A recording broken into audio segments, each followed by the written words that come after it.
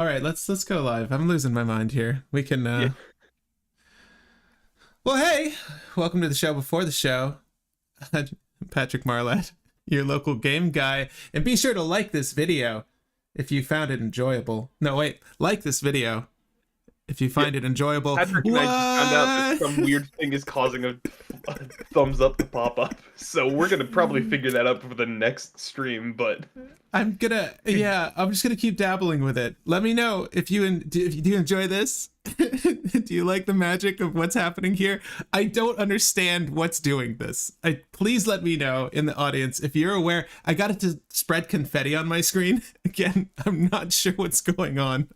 I'm so confused. weird because we don't know if it's coming through OBS or Patrick's webcam specifically, and he just updated his webcam, so it makes sense that that's where it's coming from, but yeah, it's weird. It feels like it would be a streamer tool in OBS though, because we also run Stream Elements and nothing on Stream Elements. Well, that's actually a good way to test, I guess. Like, that's interesting though, because the overlay is the topmost part. So like when you guys see this overlay, it's the topmost part. And that's the only thing I'm taking from Stream Elements. So if it's not working now, it's still working, man. But what's interesting is that when this thing shows up, it will appear under Will's camera here. So it wasn't a part of Stream Elements, otherwise it would show up, it wouldn't have showed up. It show up in the proper layer. Right, exactly. And at any rate, so this is why we have the show before the show, just to fool around, figure I just don't understand. I really need to know. Guys, let me know if you know, and be sure to leave a like if you're tuning in now. Oh god, it doesn't really work on command. Yeah, seems to like my left hand better. But yeah, be sure to leave a like if you enjoy the content here on the channel and you want to help spread the love, because it goes a long way. Also, just leave.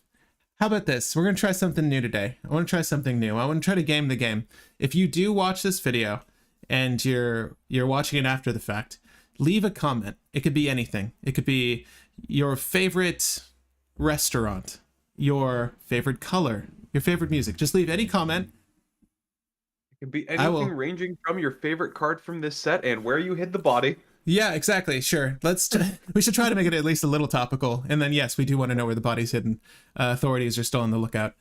Yeah. So any of that information you feel like sharing, your deepest secret, your biggest truth, just leave that in the comments after this video, and I will confess my deepest secret or deepest truth. Is that what I said?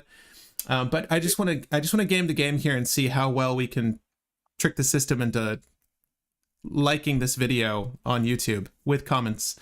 But also, if you're here for the live chat, feel free to leave a comment in the chat. Space weather message code. What? Jonathan Earl. Dude, you're tripping me up, man. What is this? I would love it if that's just coordinates. I know. Where did you hide the body? Right there. Thanks for sharing where the body is. Leave a like. At any rate, so guys, if you're tuning in now, we are going to be covering Lost Caverns of Ixalan. Obviously, everything from the Commander Precons to the set itself to Jurassic World cards. So we've got a short list of cards that we're going to be discussing in Wooburg order. I'm going to go over all of this again once we officially start the video. But at any point, if there's a card that we missed or that you want to talk about, please let us know. We'll be going through all of these over on Scryfall. It seems to be behaving today, so hopefully we'll have a better time with it. Solar flare warning. Yeah. Solar flare warning. Okay. Solar flare warning. Expect disruption for the next 24 to 48 hours. Okay. I wish the Fallout set was out already. Yeah. Yeah, likewise. Likewise. I just want to do Coca-Cola. I just want to do the Coca-Cola combo. Coca-Cola. Yeah, me too. So guys, before we start, I'm going to open up a pack just because I want to humor me here. I'm going to open up a pack of these collector boosters between colors just to see what we pull, to see if, and here's why. So Patrick had horrible luck. That's his deep truth, that his luck is terrible with packs. Well, okay, so literally the last 8 boxes of product between multiple TCGs that I've opened, and in my entire life, I can't remember ever being the person to crack a box and get the Mana Crypt, the Jeweled Lotus, the One Ring, the Catch Rare, ever. I've never been me. So I'm like, well, maybe, you know, I'll buy 2 boxes of sorcery and I'll get lucky. Literal worst box composition you could have gotten. One, I pulled, so there are a ton of avatars you can play in the game. It's like Commander. You start with an avatar. It's in play. It's your physical representation in the game, whatever.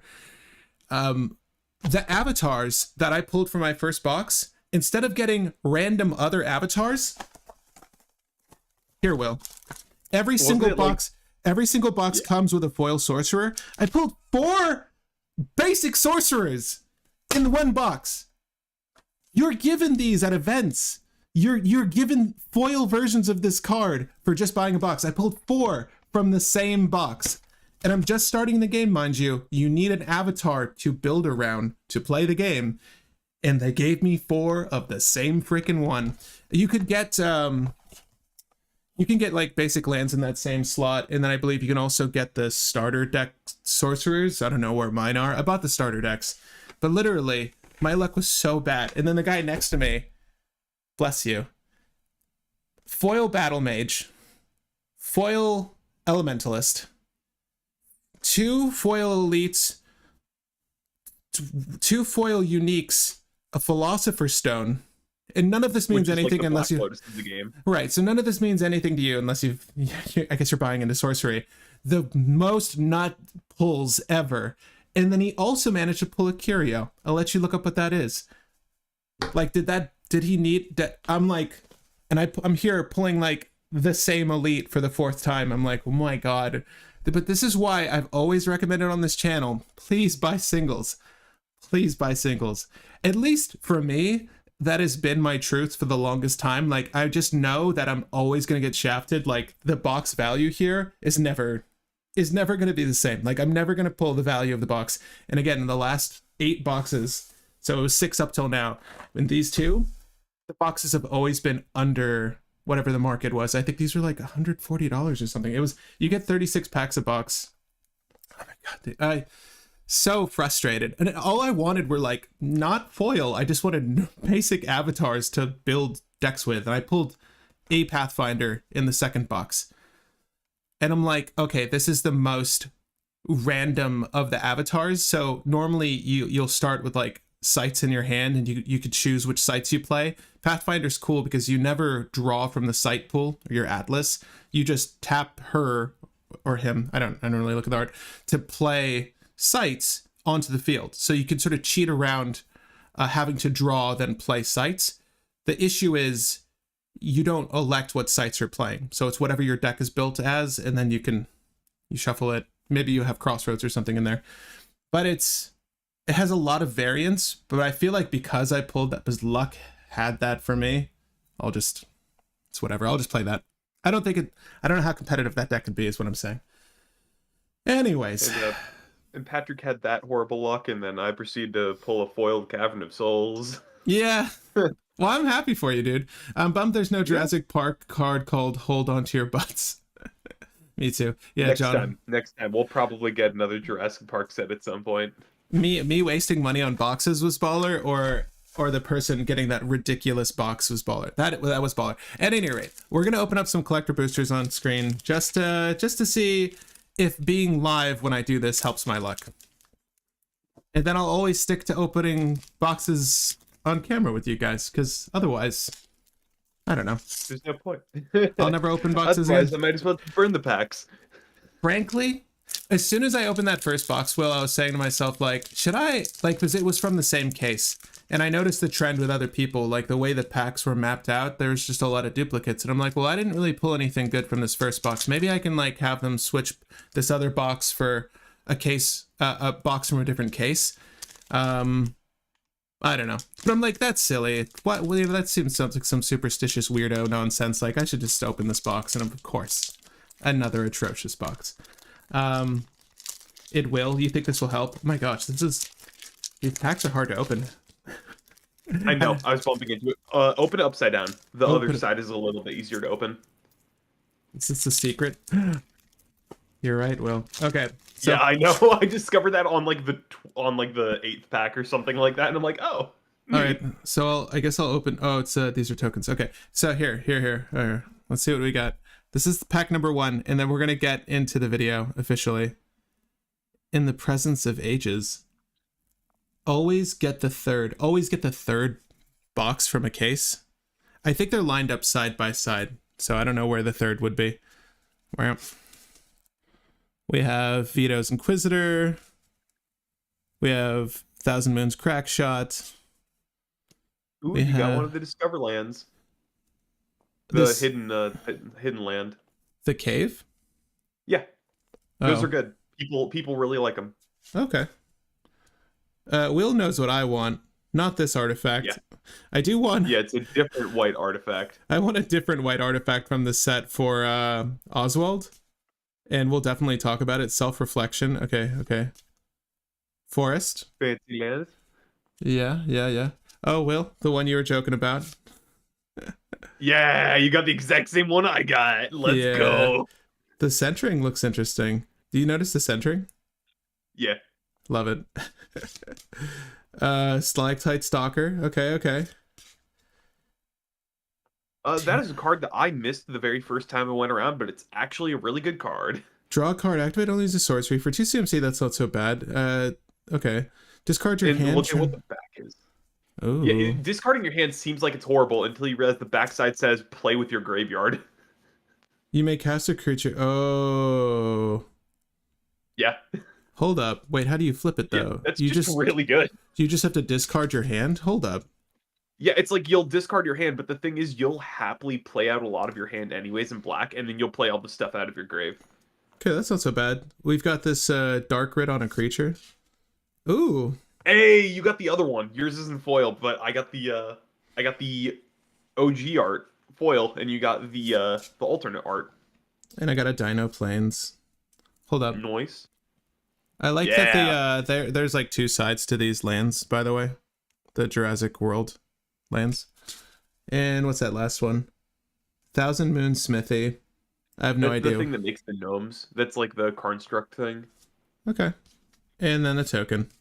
Nice. Yeah, First Not pack. bad. First That, pack, okay. that Gulta's pretty good. I think that Gulta is like it's like top 20 most expensive cards from the set. Oh, so That Jonathan, one's going for about like 18. this? Yeah, that Gulta. All right, audience, $10 for you right now, free shipping, anywhere in the world. Is Stalactite Stalker the? Sorry, I can't read that. Hold up. The mono black drop, the best mono black drop, Stalactite Stalker. That's the goblin that you pulled. At The black goblin. the beginning of your end step, if you descended this turn, put a 1/1 counter on Stalactite Stalker. Menace. He'll get big. Sacrifice Stalactite Stalker. Target creature gets -X until end of turn where X is Stalactite. Okay. Wow. That's... I think Stitcher Supplier is still better though. It plays into a game plan much harder. This isn't that bad though. No. Stalactite Stalker is still like it's basically a 1-mana 1/1 that will kind of gain a +1 counter every other turn to every turn. Because cracking that fetch will descend. Mm-hmm. So, Jonathan Earl says the third pack in will be the best one. That's this one. Yeah. I kept these in order from, like, the thing. Any rate, let's begin. Hey, everyone. I'm Patrick Marlett, your local game guy. Today I'm joined by Will. Hey, Will. Sup? And we're going to be covering the Lost Caverns of Ixalan along with all of its accompanying product. That's right, the Jurassic World stuff that you could potentially pull. Hopefully I get one of those counters, as well as the Commander Precons. So there are a handful of new singles from those Precons. You'll notice as we go through the colors today in Wooburg order that there might be some reprints. We're obviously going to just glaze over those, but we'll stop at the end of each color to give you guys a moment to ask about any of the cards that we just went through in said color, but also to open up a pack of Lost Caverns of Ixalan. Might make this a tradition. I mean, I'm just over here in the dark, the lights off, opening these packs by myself, but it'd be more fun to share the experience with you, I think. So we'll try that today. But we're over here on Scryfall. I don't have a link for you, but you can join us right here on the live. So we're going to go through this in Wooburg order, again, through the lens of a CDH player, so we might skip some things. We're going to do multicolor and colorless nearer the end, as well as any new lands that might have come up. You want to start, Will? Sure thing. I got my notepad right here. So one of my first noted cards is something that you noted. Actually, I'll go with a alphabetical order because you have it set up a little bit differently than I had it set up. But the first card that I saw that was really good was a Charismatic Conqueror, and I brought that card up to you. You're right. Yeah, this card is actually really interesting too. So it's a generic and a white 2/2 Vampire Soldier Vigilant. Whenever an artifact or creature enters the battlefield, not one or more, untapped and under an opponent's control, they may tap that permanent. If they don't, you create a 1/1 white vampire creature token with lifelink. I don't know. That seems pretty good. I will also just really quickly say, this is 100% going in every single Winota deck, let's be honest. It may not be a human, but if you hit this early in Winota, you're going to have a massive army, and you're going to just win the game. The card is also just really good in a lot of different decks. If you need to sack anything or need a big board of creatures, it's really good. It's good in Selesnya with Gaia's Cradle. It's good in black for sack fodder. It's good in red for stuff like Winota, but also just so that you can find your Skull Clamp off of equipment or artifact searches to start drawing. And it's not terribly great with blue, but Azorius never really cared about board, so who cares? Card's really good. I think that Charismatic Conqueror is pretty great. I definitely agree with you on all those fronts. I think that this is definitely a prime target for Skull Clampage. And obviously this just functionally works very well against the Dock Sides of the World. That goes without saying. Like, Indeed. You're going to see that card everywhere. And I don't know how likely it is your opponents are going to want to play their Crawlman tapped to avoid a 1/1. So I feel like you're mostly going to get away with this. I think things that will end up summoning sick, people won't necessarily care unless they need a blocker, right? That same player with the Crom, probably a Timna as well. So you might want the blocker. And this is just giving your opponent a free blocker as well, because you don't necessarily want that person drawing cards freely off of you. So this is just a really good body for all of that. It itself is Vigilant. It's not the best blocker, though. It's solely a 2/2. As a 1/3, this would have been stunning, but you know, can't ask for everything. I think that it's great, though. Yeah. I think it's also very funny to point out that this stops Dualcaster, Twin Flame, and Kiki Jiki lines because they make infinite hasty tokens and you make infinite lifelink blockers. I love that it's not like once per turn. It's weird. It's, yeah. You know, I think that's what I sort of glazed over this one because it's like an odd ability, but it does stop those infinite lines. Yeah. Yeah, unless that Godo has trample, right? No, wait, no, Godo's fine. Just the Dualcaster Twin Flame stuff. Not bad. Yeah. And Najeela, I guess? So it's Dualcaster, Twin Flame, Najeela, and Kiki Jiki. Okay. Najeela's pretty prevalent. I feel like Dualcaster Twin Flame is more niche, but I use it, so it's not niche at my table. Actually, I think this is also... No, it doesn't really stop Najeela because they enter tapped and attacking. Never mind. Oh, damn. You need to pair this in tandem with the thing that makes permanents enter untapped. Is that true? What is that thing? Yeah.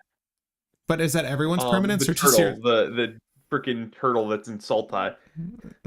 Never mind. We're working too hard. It's a good card, though.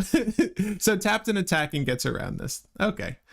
But beyond Charismatic Conqueror, have you seen the Dauntless Dismantler, Will?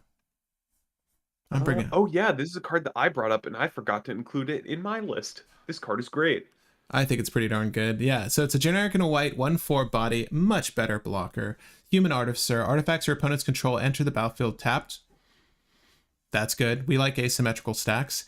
They can also do double X and white, sacrifice Dauntless Dismantler, destroy each artifact with mana value of X. So it's Manglehorn, but a board wipe. Yeah. And in white, and one less, and better stats. Well, okay, so Manglehorn does break a thing when it enters, okay, so but but is blowing up all the things better? Maybe. You know what's funny though? Meltdown. What's exactly? So what's really cool about this though is that you could practically just pay a white to break all those zero cost artifacts. So your opponent will not get the benefit of playing their dockside and cracking those 7 treasures on turn. Like, this is a definite hurdle for dockside. I mean, that's the immediate thing I'm seeing. Like, beyond it just being a good stacks piece, because if they don't handle it, right, it's not limited at sorcery speed. You can just pay a white, break it, and then all those treasures are gone. Like, yeah, this ramp was ineffective. You would never, and they would never play into that either, but... yeah. But Patrick, what if they just crack it in response? Well, they don't. They all enter tapped. Exactly. Suffer. So this is a really good utility for whitelists that want more hate bears. I think that I think that this bottom effect, it's interesting because it's not the mana value of X and under, it's just the number. So you're able to keep some of your artifacts in play provided you're also rolling with artifacts. So I wouldn't be too concerned about that. How does it work? It's like a blast zone, I guess, in that sense. But yeah, I like it. Blast zone hits X or less. Is it X or less? Which is It's X or less. which is the one that hits just that? Is it? You said You said meltdown, but meltdown also hits X or less, I think. Yeah, I don't know if there's one that hits exactly that number. There probably is, and I just don't know it well enough. But I don't think there is an exact number one. Well, I mean, hopefully I pull one, because I just realized how I kind of want this card. It's quite good. We'll see if we pull it today. And like, can Pat pull an uncommon? All right, Will, what do you want to look at next? Well, my next one is a card that you are hoping that you're going to pull from this set. All right, Dusk Rose Reliquary. I'll let you talk about this one. Sure. Well, do you want to jump back to Don't Move later? Is it worth talking about, other than the flavor win? Don't Move hasn't been too big on my list just because it's a 5-mana board wipe. Okay, so the hits keep coming, Oswald. My God. Okay, so this is really good removal in one deck. That's not even true. It's good removal for a few, especially if you're just creating vampires, right, with your Conquistador there. But Death Rose Reliquary for a white artifact as an additional cost to cast a spell, sacrifice an artifact or creature. Ward 2. When Duskrose Reliquary enters the battlefield, exile target artifact or creature an opponent controls until Duskrose Reliquary leaves the battlefield. It's not looking for a cost. It's not looking for anything beyond artifact and creature that's on an opponent's board, right? So something they control. Ward 2. This is one of the nuttiest pieces of removal I've seen in a while, because up until this point, we've had Glass Casket, and it's only creatures, it's 2 CMC, and it's well, not as effective as this. And then we also have Portable Hole. Portable Hole hits permanence, but it's 2 CMC and under. Still quite good, don't get me wrong, but most of the stacks pieces you're going to be hitting or want to hit will be artifact base. And for the Trinity Spheres of the world, Portable Holes always miss the mark. So now I can use Oswald, break whatever. I'll probably just break a treasure, break a 0 cost artifact, hit Duskrose Reliquary, skirt past the cast, issue, have an artifact that's Ward 2 that exiles something that someone's just going to have to deal with if they want to get their thing back. So good. This is a premium removal in Oswald. Like, if I was going to put it on a tier list, S tier, it's probably the best piece of removal in the deck because it's tutorable and it hits the widest range of threats, like creatures and artifacts. Biggest issues, trust me. The only issue is, like, I guess an Oppo agent would be the one thing stifling this from being, amazing, but you could just cast it from your hand, I guess, and sacrifice an artifact to get rid of the Oppo agent. It's good. Well, anything I miss? Yeah. Not really. Yeah, it's even if you draw this, you really don't care because in Oswald, you're just like, oh yeah, I'll sack that treasure, play it. I'm fine. It's good.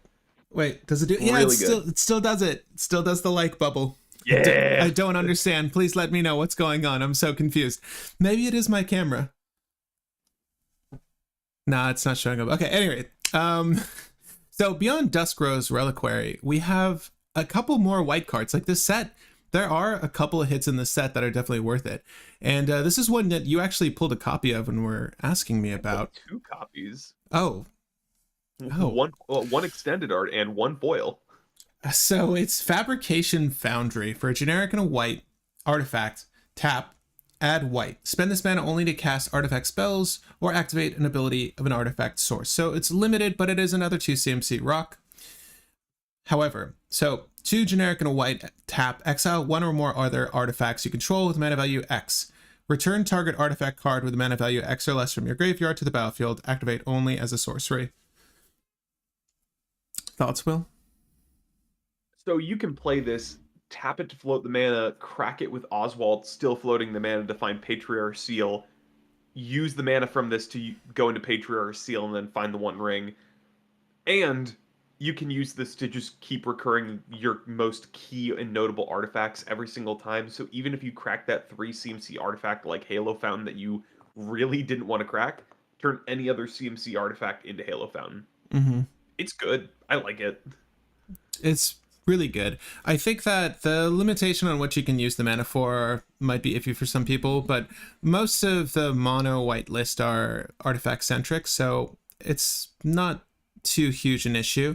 But yeah, the artifact recovery just on a stick like this, something that, again, in the case of Oswald, you can find this if you need to recover a combo piece or something that was otherwise lost to your graveyard. Generally, you rely on Savine's Reclamation and or the Brothers War artifact retrieval card. I forget the name of it. It's like 3 CMC creature or artifact. No, it's a recommission. Recommission is the card. Yeah. Yep. So that's a 2 CMC, I think. Yeah, it's 2 for a 3 CMC and under, excuse me. And if it was an artifact creature, it gets +1/+1 or something. But that's largely irrelevant. So there are recovery effects, but I don't think I've seen one outside of Scrap Trawler on command on an artifact. Is this unique in this sense for white? Pretty unique. I think there's a couple other things that are just kind of like reanimates. For artifacts specifically, I think it's actually pretty unique. Mm-hmm. But we don't have a lot of reusable recursion in white. This is another piece of that, so happy for it. Yeah. I guess you do have stuff like the Angel and Lurrus and things like that that let you play any permanent from your graveyard, but this is just kind of another part of all of that. And it's a tutorable artifact for Oswald, so I like it. No, I like it too. I'm questioning whether it has a slot in the list, but I feel like it definitely could. I would need to play test it. I'm not really sure where it fits in quite yet. I could just go through the last of my 2, and then we can hit any that I missed that are on your list as well. I think we have the same last 2 because I'm looking through, and I think that I only have 2 left as well. Oh, really? Is your next one Get Lost? Yes, it is. Okay, then. So generic and a white, instant speed removal. Destroy target creature, enchantment, or planeswalker. That's a pretty decent spread. Enchantments aren't as important, but planeswalkers are... Patrick. Ristic Study. Yeah, I guess you want to... Smothering Tithe. True. I mean, you can... So... Yeah, or Humility, I guess, in Shorakai. You want to hit that. Okay, there's maybe like a handful. Its controller creates 2 map tokens. So the maps are like the new token from this set. They're basically just an explore mechanic on an artifact. I like this as removal. I almost feel like, I don't know, could this have just been 1 white? Did we not get... It would be broken if it was 1 white. Is that gross? They're getting value though. So like an offer they can't refuse is 1 blue. They get to ramp and you counter a non-creature spell? Yeah. So I would say that has a wider range on its effect, and they're also getting a benefit, where this is a lesser range on the effect, and they're still getting a benefit. I don't know. They're getting a much worse benefit, because with maps, they need to have a creature to be able to use it to begin with, on top of the fact that it's look at the top and either mill it, put it back, or if it's a land, you can draw it. So it doesn't do a lot. I suspect a lot of people are just going to kind of keep the maps there and not care about the maps. So it's just 1 and a white, kill a thing. Yeah, I like it. I think in order of importance here, it's probably as it is creature, enchantment, planeswalker. Again, you don't see too many planeswalkers in CDH, I guess, unless one of your friends plays Minx and Boo. Just nuke that. But yeah, it's good. It's another notable piece of removal. 2 CMC is as high as I want to go with any form of removal. So let me know how you guys feel, though. Is that a fair cost for effect? Will says yes. I'm iffy. I think this is brutally strong. I don't even think it's fair. I think it's too good. Oh, are we gonna sum up our list at the end? What I could do is just copy paste a list for you guys in the comments, if you want, or we can do that. But yeah, Jordan, you didn't show up too late. You're perfectly in time. All right. So outside of Get Lost, I have one more card for you guys, and it is called It's the exact same one that mine is. Dude, Helping Hand. Great minds, right? So it's like Unearth in white, but in white. So for a white sorcery speed, return target creature card with mana value 3 or less from your graveyard to the battlefield, tapped. Okay. The tap business, I don't really care about. I'm paying 1 white to recover a 3 or less creature. In most all instances, that's your best creatures in white. Like a majority of the things that you're not gonna use this to reanimate an Elish Norn, I'm sorry, but you will get your Archon of Myria and Under back. The Drannith Magistrate that was removed, whatever Hate Bear or value piece, right? You could even just be an Esper Sentinel. Sometimes those are just collateral and board wipes, and maybe you want the draw. So this is going to get you that back. Again, the fact that it enters tapped, unless you really needed it as a blocker, totally okay. I think this card is absolutely outstanding, and at uncommon, pick up a copy. I wish we had a link for you, but you should get a copy. Will got a copy. Yeah, I got a foil copy. Shit. Yeah, those collector boosters, man, hell of a drug. But guys, that is it for white from us. If there are any other white cards that you guys want to discuss, please let me know. But I'm going to take this moment to ask you to hit that like button. Do it. Ask you to hit that like button. Do it, you coward. No. Wait. Yeah, there you go. Hit the like button. For those who are just joining and kind of skipped ahead, Patrick's setup is doing something weird, and we don't know if it's OBS's camera, whatever, but confetti's popping up, thumbs up are popping up. We don't know what's going on. No, we don't. So feel free to ask us about any of the white cards from this set. We're going to go into pack number 2 from our collector boosters for the Lost Caverns of Ixalan. See if I pull anything of value. This is another game we're playing today. I have notoriously bad luck, and I can prove it. I have the receipts. I have all the receipts. My luck is absolute dick. But maybe we'll get lucky today. I mean, there's a collector boosters, right? Should find something good. But yeah, if there's a white card you guys want us to talk about, let us know. And again, Jordan, I'll go ahead and put all of the white cards we covered in a pinned comment for you guys. Disturbed Slumber. Okay. I got a fungus. Oh, the best art in the game. Best art in the game. Greedy Freebooter. I'm literally going to bring this card up in black just because I think it has the absolute best art from this set. That's just my opinion, but you guys can let me know. We've got Basking Capybara. Amazing. Great card. Needed it in every deck. Miner's Guidewing. Flying Vigilance. A 1/1 Flying Vigilant dies. Controller explores. Wow. That's really not bad. That's a really good 1/1. Is it foil? It's foil. Yay! Look, I don't ask for much. This is my mana crypt, okay? This is my mana crypt. It's going right into Oswald right now. Will, when we opened up the Doctor Who stuff, I was so disappointed when I didn't pull the uncommon from that set, the Banished to Nowhere or whatever. Don't worry, I still have my copy that I'm going to be sending you in a bit. Yeah, I still need to put that in the deck. But like, that's primo removal for Oswald, obviously. Its affinity for historics, amazing. That's the second pack. We still got one more pack to go through, Jonathan. Well, the Dusk Rose Reliquary is going in a place of honor. Does Oswald have any interest in Acrobatic Leap? Better than any other untap. Acrobatic Leap, I think, is a reprint. Am I mistaken, Will? Or I believe it's a reprint. But I think you ran it for a tiny bit. I think I used a form of Flicker. I think I used Ephemerate. This Chupacabra, by the way, is like so damn good. By the way, I'm not going to give you guys any sort of limited advice, but if you are drafting or playing sealed, the cheaper copper's good. Okay. I love the new planes. Dude. My Will. gosh. Will. Wait, so Will said he wanted to build Thrasios. Dargo Thrasios Tide Pod, and the reason why is because I pulled a copy of Gulta, which makes the deck a lot better, because previously the best 8-drop in the game that you could polymorph into in Teamer was Tidespout Tyrant. Then we got Ancient Silver Dragon, which is a good secondary hit. Now we have Gulta, which is a fantastic third hit. And now I want to build it with the new art of Thrasios and the new art of Dargo. So I might... We can do our trade, Patrick, where I'll give you the Banished to Another Universe, and you give me that Dargo. Oh yeah, that seems even. No, I'll send it to you regardless, dude.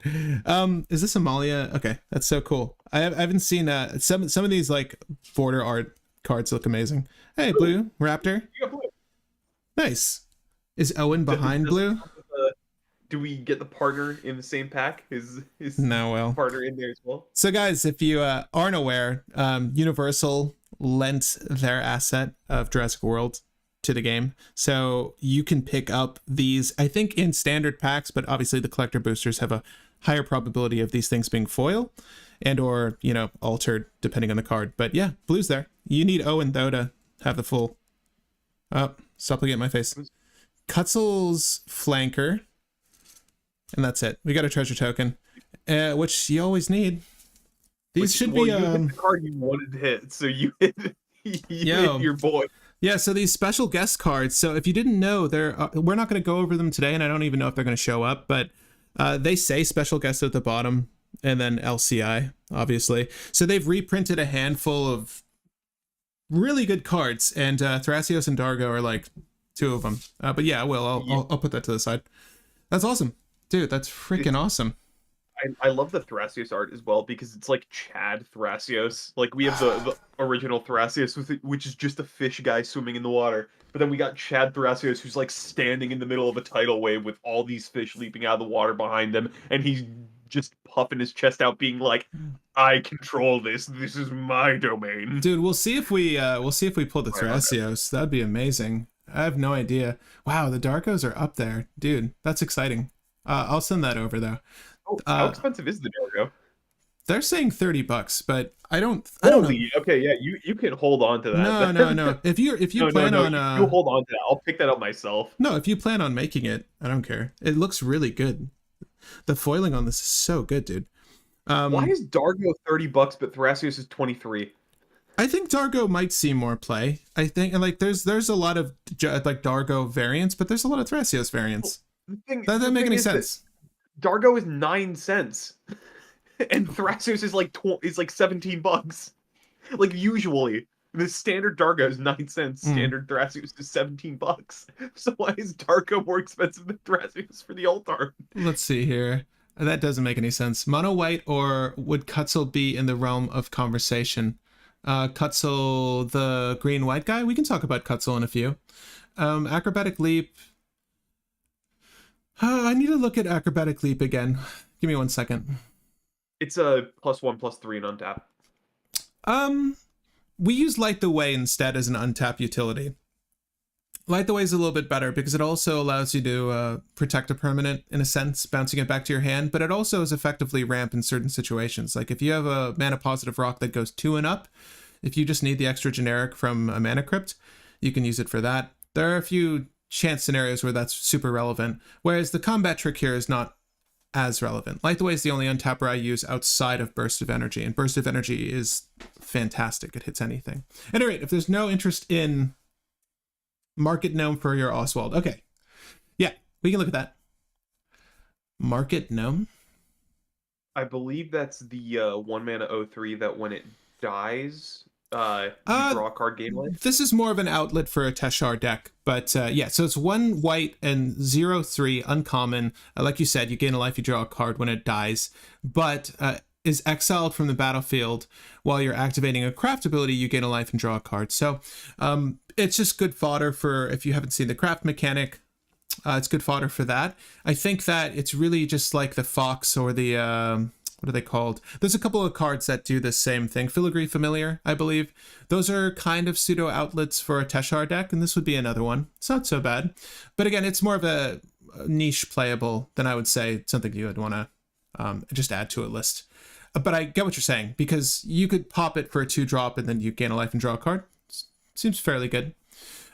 We have, did you mention Dauntless Dismantler? Yeah, we did, Jordan.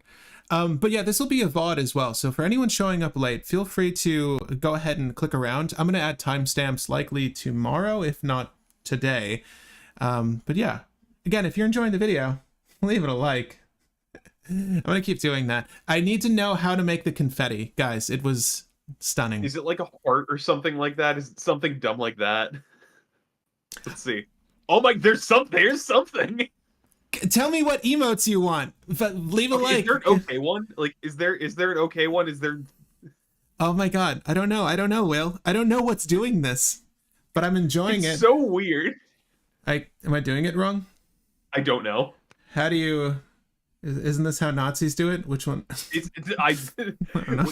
Is a finger gun one? I don't know. Oh God, please no. We don't need finger guns. That might be the confetti one. I don't know. So, moving on.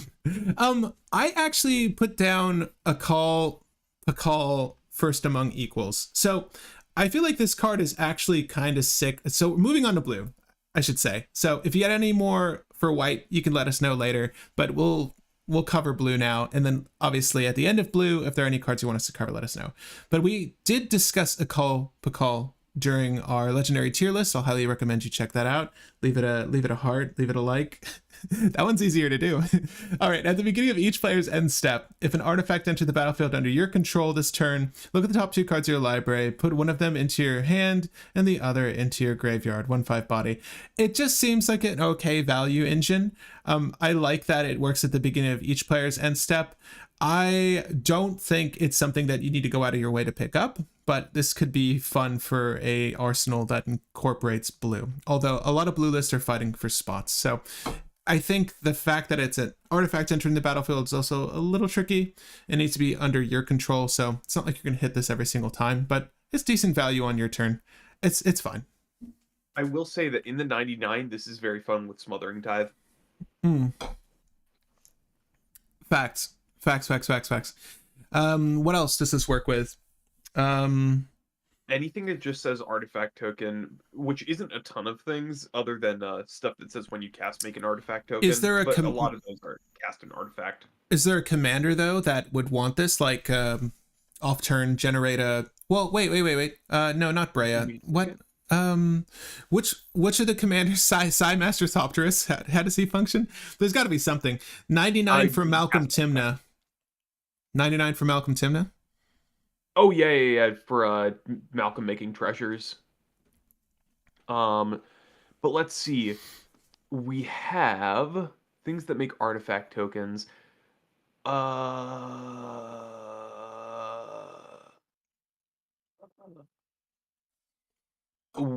that's mono black. Sounds like we're moving on, Will. Yeah, there's not a lot here. Okay, so a lot of the things are like they make tokens and mention artifacts. So the next card I want to mention is, God, that last pack was actually really good. I can't get over that. I don't know if blue's worth anything, but if you wanted to play blue too, let me know. I don't know if you want to play blue now. Blue is not a part I was planning on building around at any point. Okay, I feel like it's probably going to be collectible if anything, but that's really cool. I hope I pull the Owen. Eaten by Piranhas is my next one. So for a generic and a blue, flash, enchant creature. Enchanted creature loses all abilities and is a black skeleton creature with base power and toughness 1/1.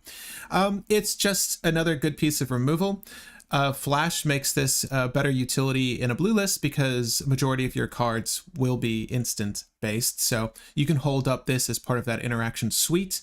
I like this quite a bit. I don't know if there's any relevance to the black skeleton aspect of this, but obviously converting something to a 1/1 and having it lose all of its abilities is phenomenal. This is a good way to shut down any sort of value mander and or hate bear that you might be suffering from. So, and the best part is obviously if you want to do this before your turn, before you try to tutor for something, you can hit the opposition agent and get past this, or you can just convert, I don't know, Orcish Bowmaster, whatever your biggest threat is, convert it to a nothing.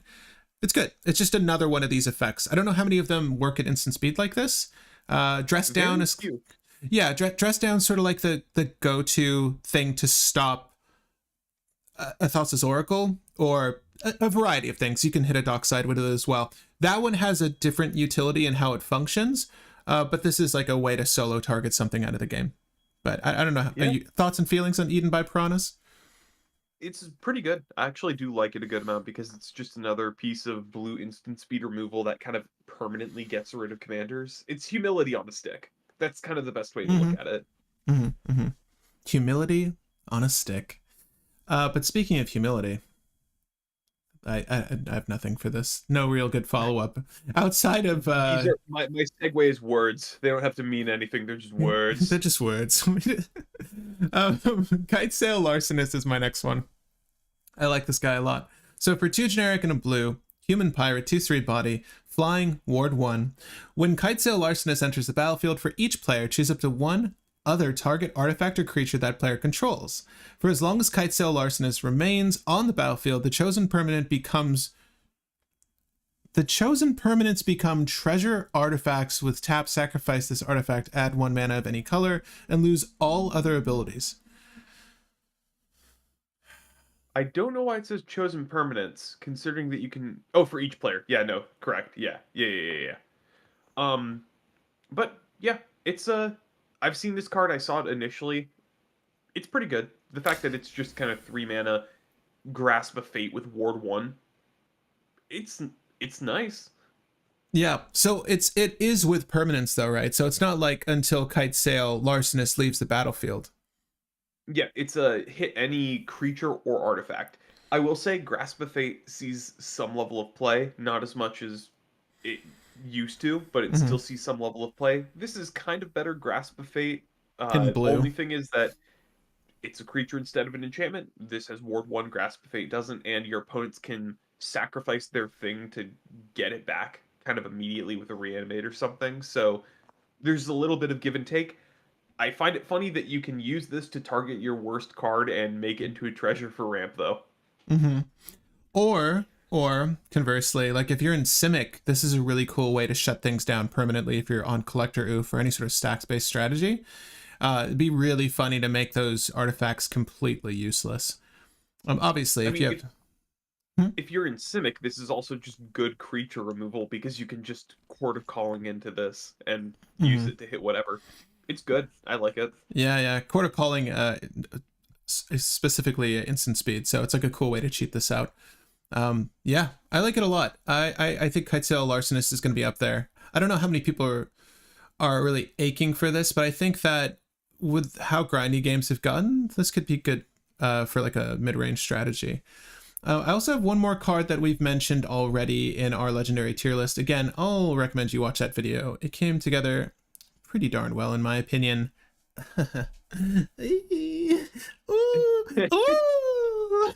Malcolm, Alluring Scoundrel, generic and a blue, joining for a few minutes before guests arrive. Just put this on the TV in the background. I always recommend a little bit of local game group as background entertainment. I'm hosting a draft in my house and won't be catching the whole stream. Damn, Diego. Oh, but we're going to open up sorcery. No, it's not true. We're going to open up more collector boosters. Put it on the background, Diego. Let your friends enjoy. Actually, honestly, just enjoy your draft. Hope you have a good time with it. Malcolm, Alluring Scoundrel. We've covered this one. It's nutty. Add chorus counters to it. You loot, right? So draw this card, and then if there are 4 or more chorus counters, you get to cast the spells you're discarding. And I mean any spell. Yeah. So obviously, the allure here is very apparent. It's 2 CMC flash. You just need to work to get there. Obviously, this isn't going to work in every strategy. I think as its own commander, you're going to be playing a very specific package.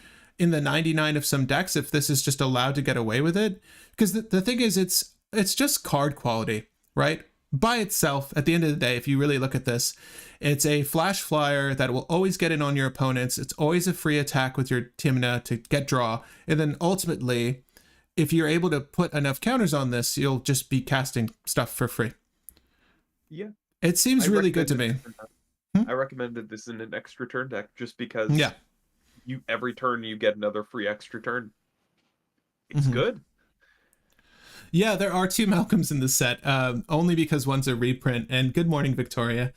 There are 3 Malcolms in this set. Thank you very much. Oh, stop. Yeah. Wait, do we wait? Where's the other? Where's the other one? I put Yeah. Jurassic. Oh, it's Ian Malcolm. Malcolm. He's is it. Yeah. Yeah, okay. He's is it. You're technically right, Will. So I only had 4 for blue. I had one more, and this is a a weird card but a good card. And was there? Yeah, a weird card but good card. Stormfleet, a negotiator. Mm. So this is a 2 and a blue for a pirate siren with 2 power, 2 toughness, and flying. Whenever this attacks, each player reveals the top card of their library. For each non-land permanent revealed this way, you create a map. Then each player draws a card. I am still of the belief Group Hug is actually a little bit better in CDH than what people initially think. Mixing Group Hug with stacks leads to all these kind of Mexican standoff things where everybody just says, well, I have a win in hand, but everybody else has interaction in hand, and there's stacks that's slowing me down. So if I try to remove the stacks, I'm probably getting stopped. Hmm. Or if I try to remove the stacks but can't win this turn, someone else is going to be winning. So I guess I'm just going to kind of sit there and do nothing. So I'm a fan of mixing stacks and group hug and CDH to some extent, and this is not a bad one. Everybody draws a card or an extra card on your turn, and you get a ton of maps to be able to fix your deck. Hmm. It's really nice. This is also just kind of, Sorry. it also you're good. This is also just pretty nice in any deck that wants to sacrifice artifacts like KCI, but I Yeah. like the hug aspect more. I want to. Will, I challenge you to run this. Run this in Tide Pod. No, not in Tide Pod. You I'll run it in a Lidvik Livio if you want me to build that. I'm curious to see this played. I definitely want to see a Dargo Thrasios though. I would love to see that at the table. I haven't seen that commander pairing in a long time. So like if you do roll with it, Yeah. it would be really cool to see again. But yeah, I'm with you on Stormfleet Negotiator. I think Group Hug can work in certain situations. You've really turned me on to Brina.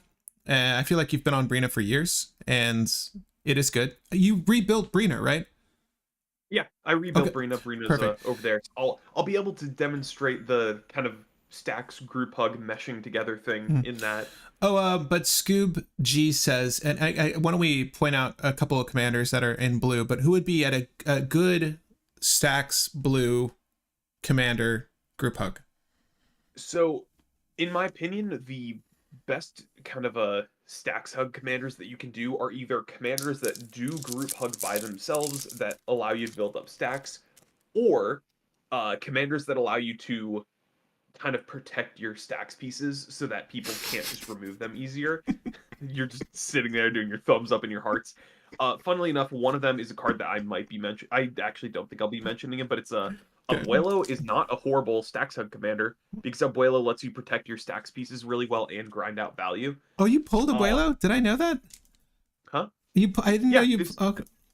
Oh no, actually, yeah, I don't think I told you about this. So I pulled the alternate art Abuelo, and this is what I call the smug bastard rights art for Abuelo. Yeah, you showed me like just a stock image of it. I'm like, oh, I didn't Yeah, even know. if you want to Okay. like pull that up just so that people can see it, it's like hilarious Oh on yeah, here. how freaking smug Abuelo looks in this art, and I love it. But Abuelo is kind of an example of a good potential stacks hug commander because he allows you to protect your stacks pieces by flickering them whenever anyone would try to remove them, meaning that if you have a rule of law out, he lets you kind of interact through your rule of law, in addition to the fact that he can grind you a little bit of value. Yeah. So stacks hug is best used with either a commander that does stacks or does a hug or protects stacks. Yeah, That's dude. the best setup. I That's why I like love- Livio Lidvik. Dude, Lidvik is a... Oh. You- No, yeah. I'm sorry. I love Abuelo. I'm right there with you. I almost want you to build. I didn't know you pulled this copy. Yeah. Because I feel like this is kind of up your alley. Like you've done a few. You've obviously showcased the. Why can't I remember his name? The white guy with the background pairing, like a flicker kind of build. Sorry, are you talking about Sarvok or Abdel? Abdel, geez Louise. I was gonna say Arden. I'm like, it's not Arden. At any rate. But yeah, so it's yeah, Stacks Hug is a thing. Livia Ludwig, I think, is debatably the best Stacks Hug setup that you can do because Ludwig is group hug and Livio protects your stacks really well. So good pairing. So guys, if there are any blue cards you want us to discuss, let me know now. If you're joining at this very moment, be sure to leave a like. Yeah, no, damn it. You guys are while you guys are filing in your suggestions, Patrick can open another pack if he wants. And this is the third one. This is the third one, so we're gonna see if this is the best one. Okay, so I was told, who said it? Jonathan Earl said, Jonathan Earl said, and I quote, "You'll pull a mana crypt in your third pack." That's what he said. I remember reading it. Elishnorn seems perfect for this commander. Oh, Abuelo? I don't know what this hammer does. It's cool. Compass Gnome. This is the pack with Mana Crypt I was promised. Return target artifact from your graveyard to your hand. Let's go. Yeah. Well, I already got my Mana Crypt with Duskrow's Reliquary. That's all I needed. Yeah. So, like, I'm more than happy pulling trash from here on out. Chart of Course. Ooh, Chart of Course. It's a good card. Good card. Yeah. Swamp for sale. Anyone need it? Let me know. Oh, Kutzel? There you go. I was asked about Kutzel. Someone mentioned Kutzel earlier. Dude, the cats got the best. No offense. Actually, I think Abuelo's is the best. But the cats, the two of them, the Mythic Rare and this one, looks so good. Okay, so we got... Hey, Patrick, by the way. You got one too? Yeah, I got one too. Nice. Wall of the Forgotten. Oh, okay. I have the alternate art version of that. Sanguine Evangelist. Yeah, okay. Makes some nice bats and it has Battle Cry. Topography Tracker. Ooh, I didn't even know that was no. Oh no, I did know about that alt art. Yeah. Kalen. Killing it. And a token. Or island, I should say. I'm sorry. Oh wait, there was one more. There was one more. Oh, what's the one more? Well, we pulled her already. Well, we pulled the foil one now. Nice. Yeah, this art's so good. Okay. No mana crypts. What's the backside of that island look like, Patrick? Do you want to see it? Yeah, let's go. Front side and back. The front side is it like devouring a creature. The back side, if you haven't seen these Jurassic World islands. Yeah. There's a scene where it's gonna gobbledygook our heroes. That's them in like their that's them in their pod. Yeah. All right. Hey, Mateus. Scoob G says yes. Copium. Copium? Is that a blue card? Yes, indeed. That feels like a blue card. Should I look it up? This spell's gonna resolve Copium. And I was not flipping the bird there. That was me holding an invisible magic card. I had my pointer finger back by Sure it was. Okay, we're moving on to black, people. If you wanted to discuss any blue cards, please let us know. We're going to leave a complete list of all of the cards that we jotted down that you should pick up from the set, potentially, after this video. Pinned comment, so look for that. But so far as black is concerned, I have Consuming Sepulcher. Oh wait, Jonathan Earl says, okay, you got bad luck. What's your complete birthday? I'm going to do your numerology. Oh, Jonathan, my complete birthday, everyone's going to get to know my age. It's December 3rd. I was born on the glorious day of December 3rd, 1990. I honestly think, though, that I have a curse. I really do. I have very bad luck. It's dude, for as long as I've played competitive games, anytime there's an element of chance, I just get fucked. I do. I sympathize with that. I consistently lose 2% chance to lose things. Yeah. So I feel you. Yeah, I do. I much prefer games where there are as few elements of luck involved, like no dice rolling. In TCGs, you can't avoid, you just brick in certain TCGs. Like, if you just don't draw well, that happens. And you can only do so much to mitigate that depending on how your deck is constructed. But, youngin, thanks. For blue, I like Tishana's Tidebender May have missed it. Oh, yeah, we can go back to Tishana's Tidebender. I was trying to find Consuming Sepulcher, but let's go to... Shauna's Tidebender, 2 and a blue for a Merfolk Wizard with Flash. When it enters the battlefield, counter up to 1 target activated or triggered ability. If an ability of an artifact, creature, or planeswalker is countered this way, that permanent loses all abilities for this turn as long as this remains on the battlefield.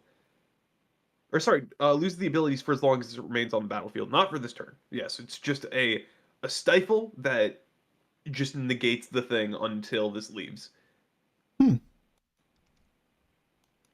Neat. of cool. Yeah, it's a Yeah. really interesting one. The body is sizable. I mean, for having that effect attached to it. Yeah.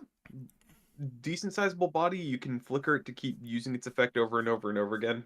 You can definitely annoy some people with this. Am I crazy? I don't see Consuming Sepulcher. Oh, is this on the back of a thing? Did I not write that down? Maybe.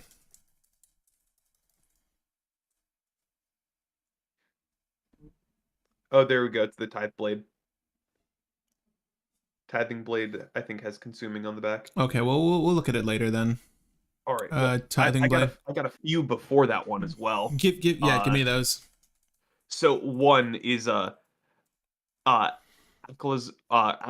Deepest Betrayal. So that's the Black God. Just wanted to bring it up as another card because this card is actually quite brutal, even in like the 99 or as the commander. So it's it can give a lot of draw, it can mess with people's hands, and it is so annoying to kill because I didn't initially realize this, but the backside, the flip condition is a player has to have 1 or less cards in hand, not an opponent.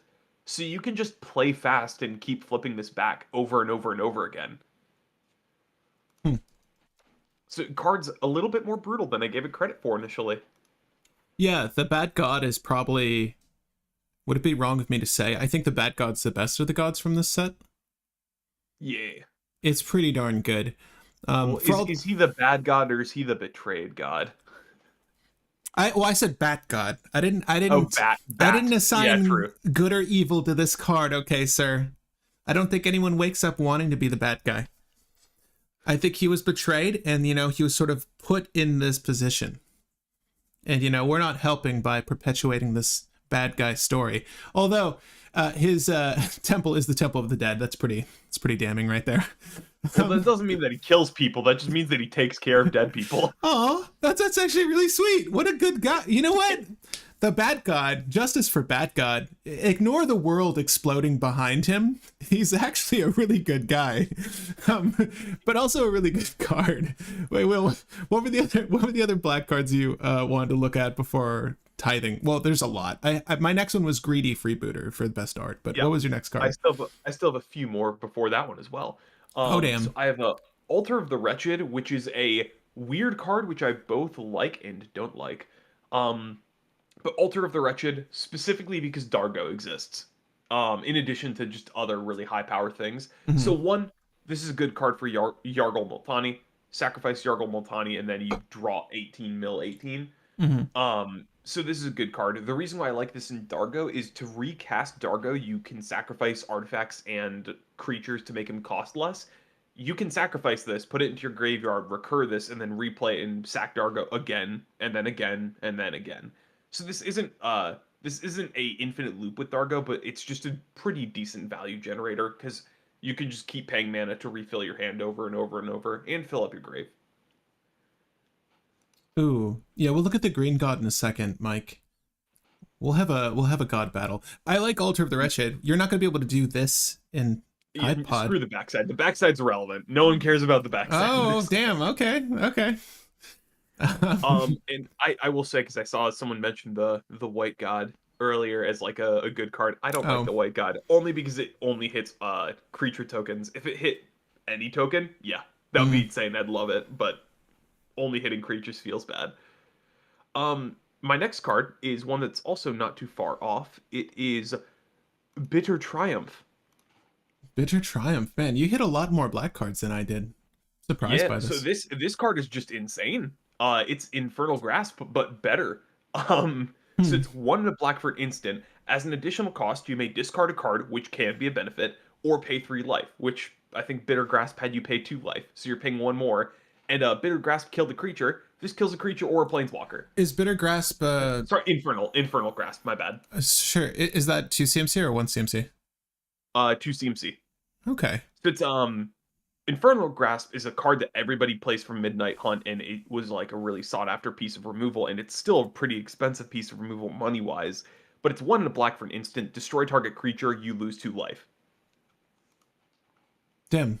So this is just better. This is just a good deal better. No, but for some reason, it's like 10 cents right now. I agree with you. Well, it's interesting. It's an uncommon, so there should be a few opens. So the discard effect is really legit, though. You're absolutely right. Because that's one of those things where it's not necessary until it's necessary. And if you have like that entombed target trapped in your hand, like this is your way of removing a thing and setting up the reanimate. I love that. You're absolutely right. It's like, it's not as much of a detriment as it sounds, but then you also just get the opportunity to bulk yourself, which in black, like if you're using your life as a resource, which most black decks are, that could be a possible detriment, but not for creature removal. That seems pretty solid. At 2 CMC, again, that's as high as I would want to go. I don't know if you'd, depending on what colors you're in, you might mainline this.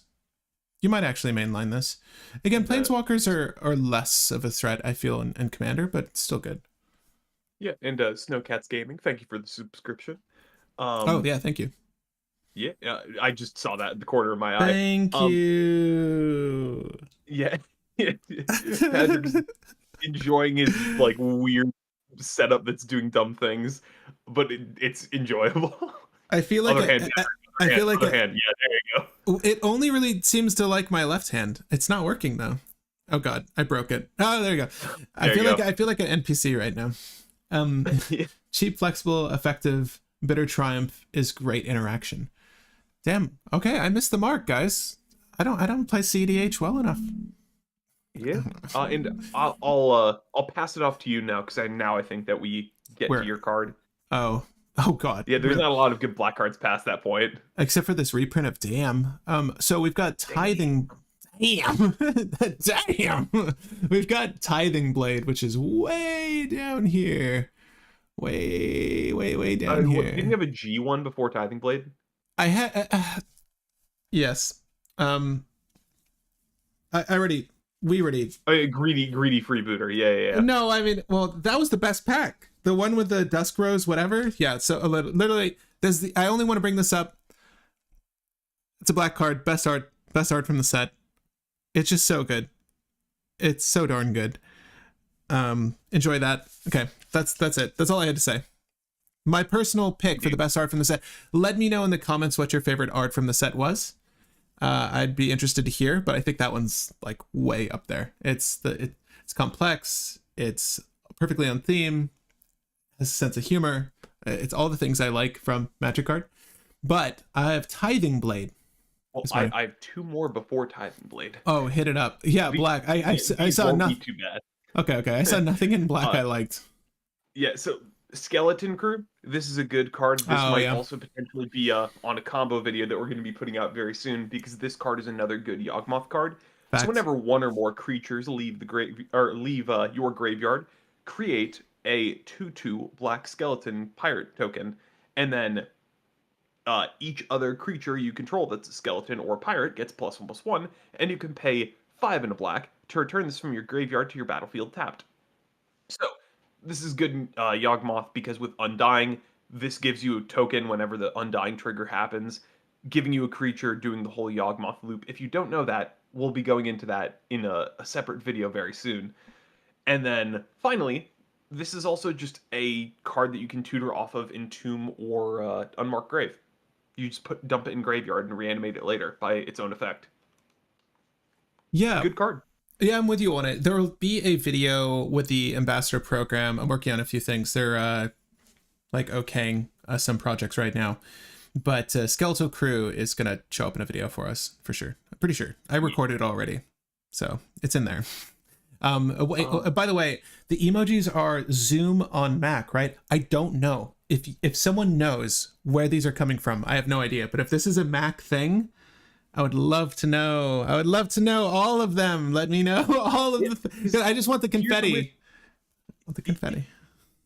I don't. What triggers that? The confetti one? I don't know. But here's a card that wasn't on my list, but I pulled a copy of it and I wanted to bring it up for a 60 card because this is debatably better Tarmogoyf. Souls of the Lost. This card is kind of gross. So Gone it's a out with a Goyf, in with the. it's I think that you play this in any deck you play Goyf, but this is just 1 in a black for a creature spirit with star power and star +1 toughness. As an additional cost to cast this, discard a card or sacrifice a permanent. And then yeah, this thing's power and toughness is equal to the number of permanent cards in your graveyard. So if you crack fetch lands, if you discard cards, if you mill, this thing easily becomes like a 10/11. Mm. This is just debatably better Coif. It can be pretty powerful. I agree with you. Also, it's Nils Holm art, one of the best artists. So I'm gonna give it the okay for that alone. I agree with you. I don't know if it slots in necessarily to commander, but I get where you're coming from. That's why I was bringing it up for 60 cards specifically. But then my last card before Tithing Blade, so this is the card that I brought up to you, Patrick, and you actually really liked it because I pointed out that you pulled this and it's a really good card. I think I have it down too. I don't know why the Tithing Blade. It's Tarian's Journal. Yep. Right. Okay. Yep. So you can read it off. Sure. Tarian's Journal. So it's 1 in a black for a legendary artifact that says tap and sacrifice another creature or artifact, draw a card, activate only as a sorcery.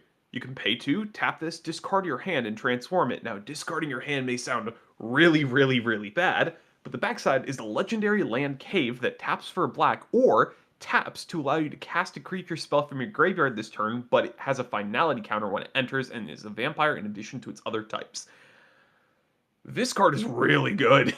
So it's a draw engine, and then when you're either hellbent or low on cards in hand, you discard that 1 land that you have in your hand, and then your graveyard becomes your hand. So this is kind of like a similar functionality to Underworld Breach for value, but you are going to have this permanently. Yeah, this card is awesome. No, it looks really good. I'm with you there. Wow. Yeah, I like it a lot. I think Blacklist, I don't know if you're going to add this as readily as you would a Wishclaw Talisman in the same list, but I feel like it's pretty solid value. Yeah, I mean, you probably put this in a Rog Tevish, though, right? Because you can sacrifice thralls to draw cards, and then eventually you can just recast Dockside from the graveyard a second time, or Orcish Bowmaster second time. That sounds so gross. It's also very funny because you can sacrifice Rograk to Tevish Zot, tap this, and recast Rograk for 0. Here, so see, audience, I see you here. So, let's talk about Francisco really quick before I move on to Tithing Blade, which I was going to start this whole video with. Francisco is the new partner commander that came out from the set. He is in the commander Precons, but Francisco Foul Marauder is a little bit of an oddity. We discussed it, yes, in our legendary tier list. I think that generally for these like set reviews, we're kind of listing cards that are either generically good in several lists or just see play immediately. So like immediate staples or things that we consider power creep is a very real thing. Things that are just better copies of pre-existing cards as well. Like those are what we immediately cover here. Francisco is not a card I would say slots into every list. Obviously, it makes itself its own commander. If there are new notable commanders, we mentioned them. Francisco is a tough one, though. And I feel like we sort of had mixed feelings on him, but so far as our tier list is concerned, spoiler alert, I think he ranked in the B range. So not necessarily immediately CDH viable, but there are good partner pairings for him. And what is this bird? Specifically, really good with Kedis. Yeah. So yeah. Kedis. Sorry, Malcolm. Right. And potentially good with Kedis. Yeah. So it's a generic and a black for a 0/1 bird pirate flying. Francisco Foul Marauder can't block. Whenever one or more pirates you control damage a player, Francisco explores. So the idea being that you're able to buff Francisco through exploration. I love the theme here. Partner, obviously the biggest part of this card. The issue, though, is that Francisco can't be among the things that's dealing damage to initiate the exploration because it's a 0/1. So that is a major hiccup in this instance. Obviously, I think the pairing that people are looking at are Malcolm and Francisco, because Malcolm happens to be a pirate, and then they'll sort of feed off each other. I don't know. It's like Yeah, it would suck though if like you paired it with anything else and then you had to rely on stuff in the 99 to get going here, and if you just don't hit it, then it just feel like, I feel like it's going to be a big feel bad. Outside of a Malcolm pairing, it'll be a big feel bad. yeah. I will pitch the idea that Francisco Kedis is a nice one just because once you have any pirate deal damage, Francisco can get a +1/+1 counter and then is an active card that will allow you to get things off Kedis. Mm-hmm. So Kedis will let you cleave. That means that you're going to have 3 explorations, which is a potential 3 counters on Francisco, 3 cards in the graveyard, and up to 3 lands in hand. So you can get through your deck very quickly, cycle through your deck, fix things, and then try to close out the game with that. I think pairing him with Malcolm is still better, but I also think that Malcolm Kedis is just your best option. Mm-hmm. Yeah, no, I agree with that. Okay, so to get to Tithing Blade, is it? Oh my god, I missed it. Is it as good as I remember? So, Tithing Blade. It's a common from the set. It's a generic and a black. I actually have one more. Oh no, we went over Tyrion's Journal. Okay, cool. I put it down. I thought it was good too, apparently. So Tithing Blade, generic and a black artifact. When it enters the battlefield, each opponent sacrifices creature. Already pretty good in my book. Because it's only opponents. Nice. Yeah, this is fantastic. So by the time this slips out, right, it's very easy to cast turn 1 practically. Depending on where you are in turn order, like if everyone's sort of looking for that value hand that ramps out their turn 1 Tivit or turn 1 Crom, and you're like, okay, cool, kill it. Yeah, kill it. Like, sorry about that Jeweled Lotus you just wasted, right? So there's that. It comes out very early, and obviously there are other cards like this, like Playcrafter, Fleshback Marauder are very popular. This is an artifact that does it though, with craft with creature for generic and a black, so you can exile this artifact, exile a creature you control, or a creature card from your graveyard. Yeah, which is kind of good. This doesn't put a creature in your graveyard for you, boo-hoo, but it's all for the better. We like asymmetrical effects like this. You turn it over, at the beginning of your upkeep, each opponent loses 1 life and you gain 1 life. There are things that could operate off of this trigger, but it's just another one of those utilities that like a Tiny Bones would like, and or not Tiny Bones. And any commander where life loss for your opponents is kind of ping is relevant, or your life gain is relevant. This is just something that is very not easy to initiate, but is on the back end of a really good piece of removal, in my opinion. Obviously, sacrifice late game where your opponents have options, not as good, but I think it's still a pretty value added play early game. I feel like there's a specific zombie elf that you're thinking of with this card in particular. Don't know why. Oh. Bell. Yes. Yeah, I think that might be why I put it down. She cares. I haven't I think that's why I wrote this down. But I haven't thought about Belby in a minute, sadly. She did get some really cool artifacts from this set though. Like there is a 6-drop that's amazing in Belby. Which again we don't have to talk about. I feel like that's kind of exclusive to her, but let's see here. Are there any other black cards you guys want to discuss though? Yeah, I like Francisco, but Bowmasters. Yeah, Bowmasters will nuke Francisco. Tithing Blade is awesome. I agree.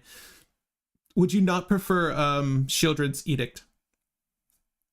And can fit into Mardu Pauper list. Yeah, it could absolutely could. Can Shieldred's Edict do that? So Shieldred's Edict is instant speed. Each opponent sacrifices a non-token creature. Each opponent sacrifices a creature token. Or each opponent sacrifices a planeswalker. Congratulations. I'm entertained. Shieldred's Edict's great. I think that this is like another one you can add to the list. There's a little bit more flexibility here. Solid. I don't know if I would prefer it necessarily. There's relevance to it being an artifact, not just for your opponent's dockside, but you might have things that care about sacrificing artifacts. It really depends on the list, but they're both good. I'd say they're maybe equal footing, depending on what list you're operating. But yeah, if there are any other black cards, let me know. And a little bit While of we wait for chat to do their thing. Little ASMR. Yeah, let me know if this is a Mac thing. Thank you for enjoying the live stream, I hope, up until this point. If you have been enjoying the adding of opening of booster packs between colors, let me know. Leave this video a like if you're enjoying it so far. I can't get over that. It's so stupid. Okay. Yeah, please let me know. Is this a Mac thing? Well, I have to research this. I need to know how to set the fireworks off. But the confetti is the big one. Are you opening it upside down, or? I'm opening it upside down. Why, Will? Is it because I'm still struggling? No, because it makes it easier.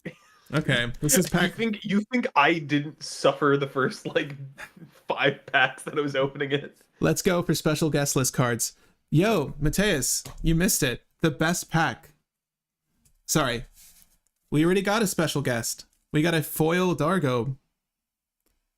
Yeah. So let's go for more. Honestly, I feel like those are sort of the catch ones from these packs. Dude, there's something really cool back there that's foil. I don't know what it is yet. Okay, so River Herald Guide. We've got Waylaying Pirates. Dude, I love this art, by the way. Zoltan Boros, like the way he does people, so good. I'm 90% sure it's a Mac. My Monday meetings are full of this. Oh, that's amazing. Well, hopefully your Monday meetings are enjoyable. Probably not. I hope I'm not bringing back Monday meeting. I've been giving PTSD to people. Yeah, Monday. Hey, Tiding Blade. Oh, speak of the devil. Wham. And we've got a name I will let Will pronounce.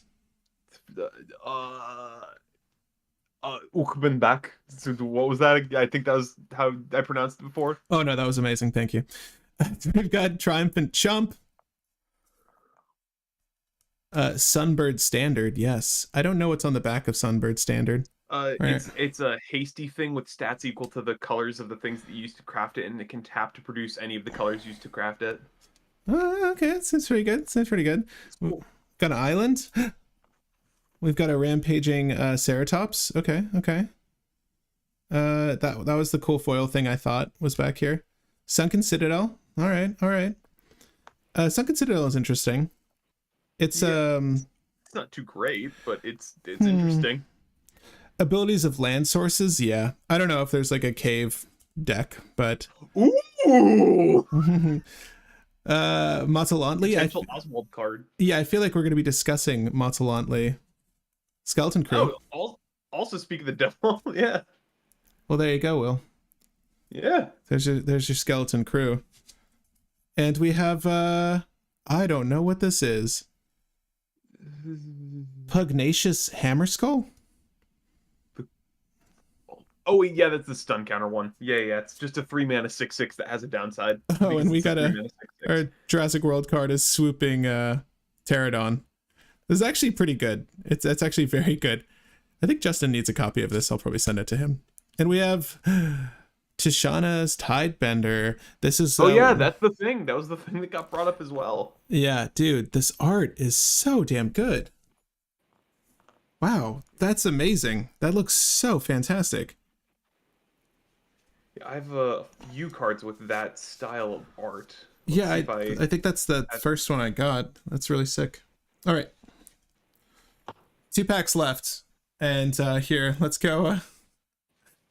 Let's go to red, obviously. Let's see what you guys have mentioned, though. If there's any other cards you want to see. Nice. The Dargo looks sick. The Dargo looks amazing. The Dargo looks so good. I got the Underworld Breach in foil for $15. These are hard to get.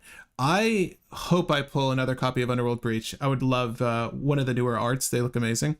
Oh, what'd you get? So I got the what is that called? Whale of the Forgotten. That's the descend, choose 1. If you have descend 8, choose all instead. Yeah, that's a card that you pulled. Yeah, this Tishana seems cracked. Yeah, I'm curious to see if people run this one, but no, I totally agree. I remember seeing this art. So we get MTG Ambassador. We'll get.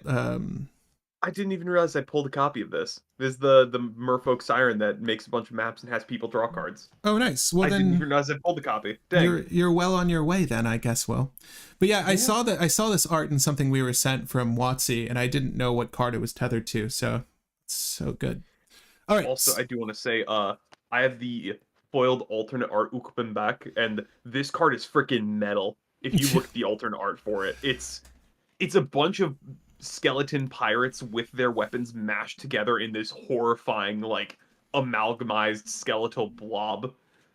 Yeah, too bad Will ain't gonna play it. Oh, I'm not building that, but It will be there. I'll pronounce its name. Contorious art is my favorite from the set. I just wish I could find a place to use him.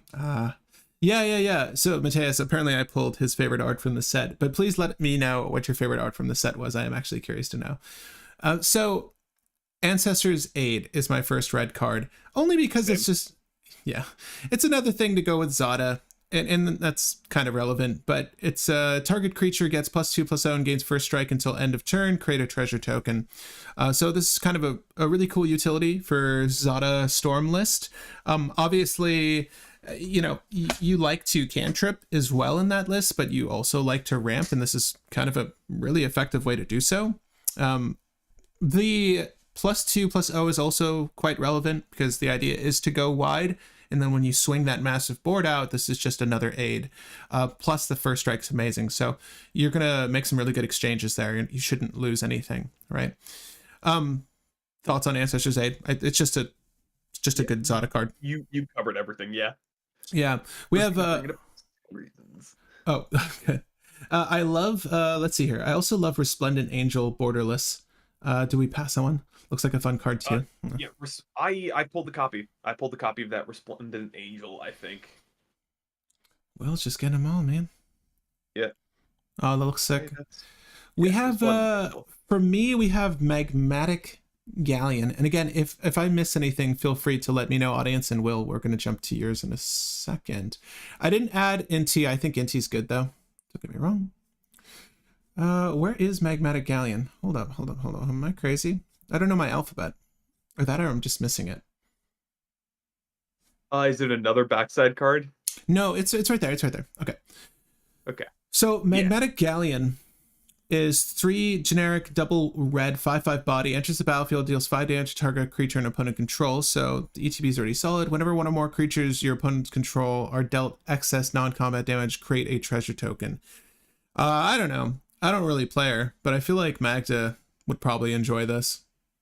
I mean, it is a really good card, because if you think about it this way, you play Blasphemous Act and you just make a treasure for every creature on the board that died. It's pretty much what people wanted, what's it called to be? The Heat Hook Massacre. What's that actually called? Oh, Banditry. It's pretty much what people wanted Spiteful Banditry to be. Yeah, but Spiteful Banditry is pretty solid, I gotta say. Yeah. It's still good. Hearts to Spiteful Banditry. Of it as well, because this just enters, deals damage to an opponent's creature, kills it, and makes you a treasure, and then it is just a static effect that will make more treasures as things die from your removal. Yeah, it's not difficult to crew at all either, which is, I mean, I think that's really solid. If it was playable in Shurikai, I would. I guess is what I'm saying. I have Depala pet deck that will love this. Ooh. Next up I have, where is it? Scythe Claw Raptor. All right. Did I really put this down? Let's see if it's good. I wrote this list down a while ago, people. So 2 generic and a red, 4/3 body. Whenever a player casts a spell, if it's not their turn, Scythe Claw Raptor deals 4 damage to them. Yeah. So red stacks is generally just interested in damaging people for whatever reason. This is great though, because it's not great against, I guess, a main phase Adnos, but anytime there's a counter war, you're just putting people down like heavily with this effect. It's not difficult to put out either. Like, it passes the Mana Crypt test. It's 2 generic and a red. This is not difficult to play. It's a 4/3 body, so it's an amazing beater. It's a perpetual blocker. But again, if it's not their turn, deals 4 damage to them. This also includes you. So, make sure your strategy doesn't involve you winning off turn. But for the most part, this is going to dissuade people from doing a lot. I mean, this is a lot of damage to be effectively getting out there. If they cast 10 spells out of turn, they die. There's a clock. There's a very real clock here, Will. I mean, this is also just a 4/3. Yeah. It's a 4/3 with a very big upside. Yeah, the upside's huge. Also, the art is amazing. I think, I might have pulled... I think I pulled a copy of that too. I didn't even realize it. Well, we got one. I kind of like this, I don't know, I kind of like the standard one a little bit more. The crew generates tokens in Magda. Seems worth it to me. Sahili's Lattice? I don't think I even read that card, did I? Just Buffalo. Okay, It moving turns on. into a dino. Does it? Sorry. Yeah. So I got Zoyoa's Justice. Zoyoa's Justice is my last one. So I love all the random stuff Red does, to include Zoyo's Justice. Yo, what's up? I love words I can't pronounce. For a generic and a red, instant speed. The owner of target artifact or creature with a mana value 1 or greater shuffles it into their library. Then that player discovers X, where X is its mana value. This is awesome. It's up there with the Tipple's Trickery of the kind of randomness that's happening. I do like this, though, as a piece of value removal. The Discover X, where X is its value. Discover is interesting. They exile cards to the top of their library. Basically, they could cheat something out. Again, very, very Tipple's Trickery. It's just another notable piece of removal in red. Obviously, there can be drawbacks, but if the thing they were going to do was going to win them a game, like, I don't know. Well, what is the best thing to hit? Give me your best targets for this. I mean, you could hit like Kiki Jiki or something like that as well. There's a couple different things that are just okay things that you can hit. But it's just really good removal because it hits any creature and any artifact. So I think it's just good at removing stacks and removing problematic creatures, which is very nice. For creatures, I like that it hits big creatures and it can have your opponents flip into a Soul Ring and then they'll cry. And Right. then I also like how this works with the rule of law effects, because if your opponent plays something, you can play this, remove their best thing, and they flip until they discover something, can't cast it, and we'll put it to their hand instead. Let's see. It removes the Trinity Sphere so you can keep storming. It says Skypes in Yidris to get free tutor a betrayal. Will, did I miss any red cards that you wanted to look at? There were 3 that I had that were just kind of nice cards. One is Brass's Tunnel Grinder. So this is the flip artifact that when it enters, you can discard any number of cards that you want and then draw that many +1. So it's just a hand-fixing card that'll fill up your graveyard for you. But the thing that I really like is the other side of it, primarily, just because at the beginning of each end step, if you descended this turn, put a board counter on it. Then, if there are 3 or more board counters on it, transform. Transform side is tap for a red. Whenever you cast a permanent spell using mana from this, you discover X, where X is that spell's mana value.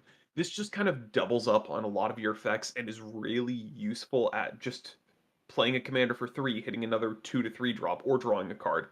So this is a initial hand fixing, which people actually do like, just having that front side effect.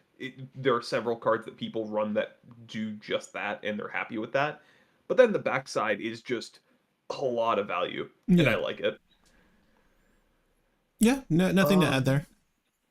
yeah, and then Daring Discovery is another one, and this is another Zada card. Should we play So Zada on the show? I mean, we could. Daring Discovery is pretty good. So Daring Discovery says 4 and a red for a sorcery. Up to 3 target creatures cannot block this turn. Discover 4. Since it's up to, you can choose just one instead. If you choose just Zada, then you get a copy for each and every single one of your creatures, meaning that you discover 4 for every creature you control. You're playing Zada. You're probably going to discover another card that says, draw target creature with something, draw a card. Target creature, make a treasure. This is just kind of like a 1-card win in Zada with how hard you can storm. I love it. it is 4 to lay down, but it's not so bad. Do they run Treasonous Ogre in Zada? I think so. I They run assume you would. Steamkin, Treasonous Ogre, Bergie, and Urbrask, stuff like that. They run everything that can make mana off casting stuff. What's your last one? And my last one is Inti, just as a generic card in the 99. Yeah. It's pretty good. So we mentioned Inti during the Commander review, but I figured I'd mention Inti for the 99 as well as being a commander. Whenever you attack, you may discard a card. If you do, put a +1/+1 counter on target attacking creature, and it gains trample until the end of the turn. Whenever you discard one or more cards, you may impulse draw and cast that card until the end of your next end, or until your next end step. So this is just really good in any deck that wants to consistently discard a couple cards.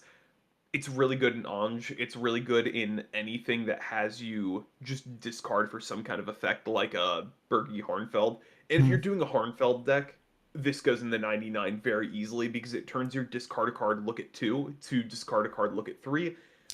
There's also some weird potential where you can use this with Sensei's Divining Top and some kind of discard to get through your deck and fill up your entire graveyard. It's pretty much like a cost reducer, Inti, and a discard thing, because you'll discard a card, get Sensei's into exile, cast Sensei's, tap Sensei's, draw a card, discard that card you drew, and then go through your whole deck. So that's like a 4-card combo setup, though. I'm not the biggest fan of it, trying to go for that combo specifically, but Inti has a bunch of different things that you can do, so I like Inti. Dude, I like Inti a whole lot. It's one of the cooler commanders in a while. When you do put a 1/1 counter on target card, yeah. Dude, it's gonna be so good. Anyway, that's it for red from us. If there are any red cards you all would like to discuss, please let us know. Like, share, subscribe. All right, but before that, actually do that first and then we'll open the pack. But we've got more collector boosters to open for you guys. This is one of 2 remaining. See if I hit a mana crypt. The goal is to hit a mana crypt, so I can trade it to someone for something. I'll send you luck through the internet. I'm not sure if this is going to work through the internet, but this is what I do with my friends. Put the pack on the table and I just go, pack some luck into it. There you go. It doesn't work because the internet, but maybe it'll work. I don't know.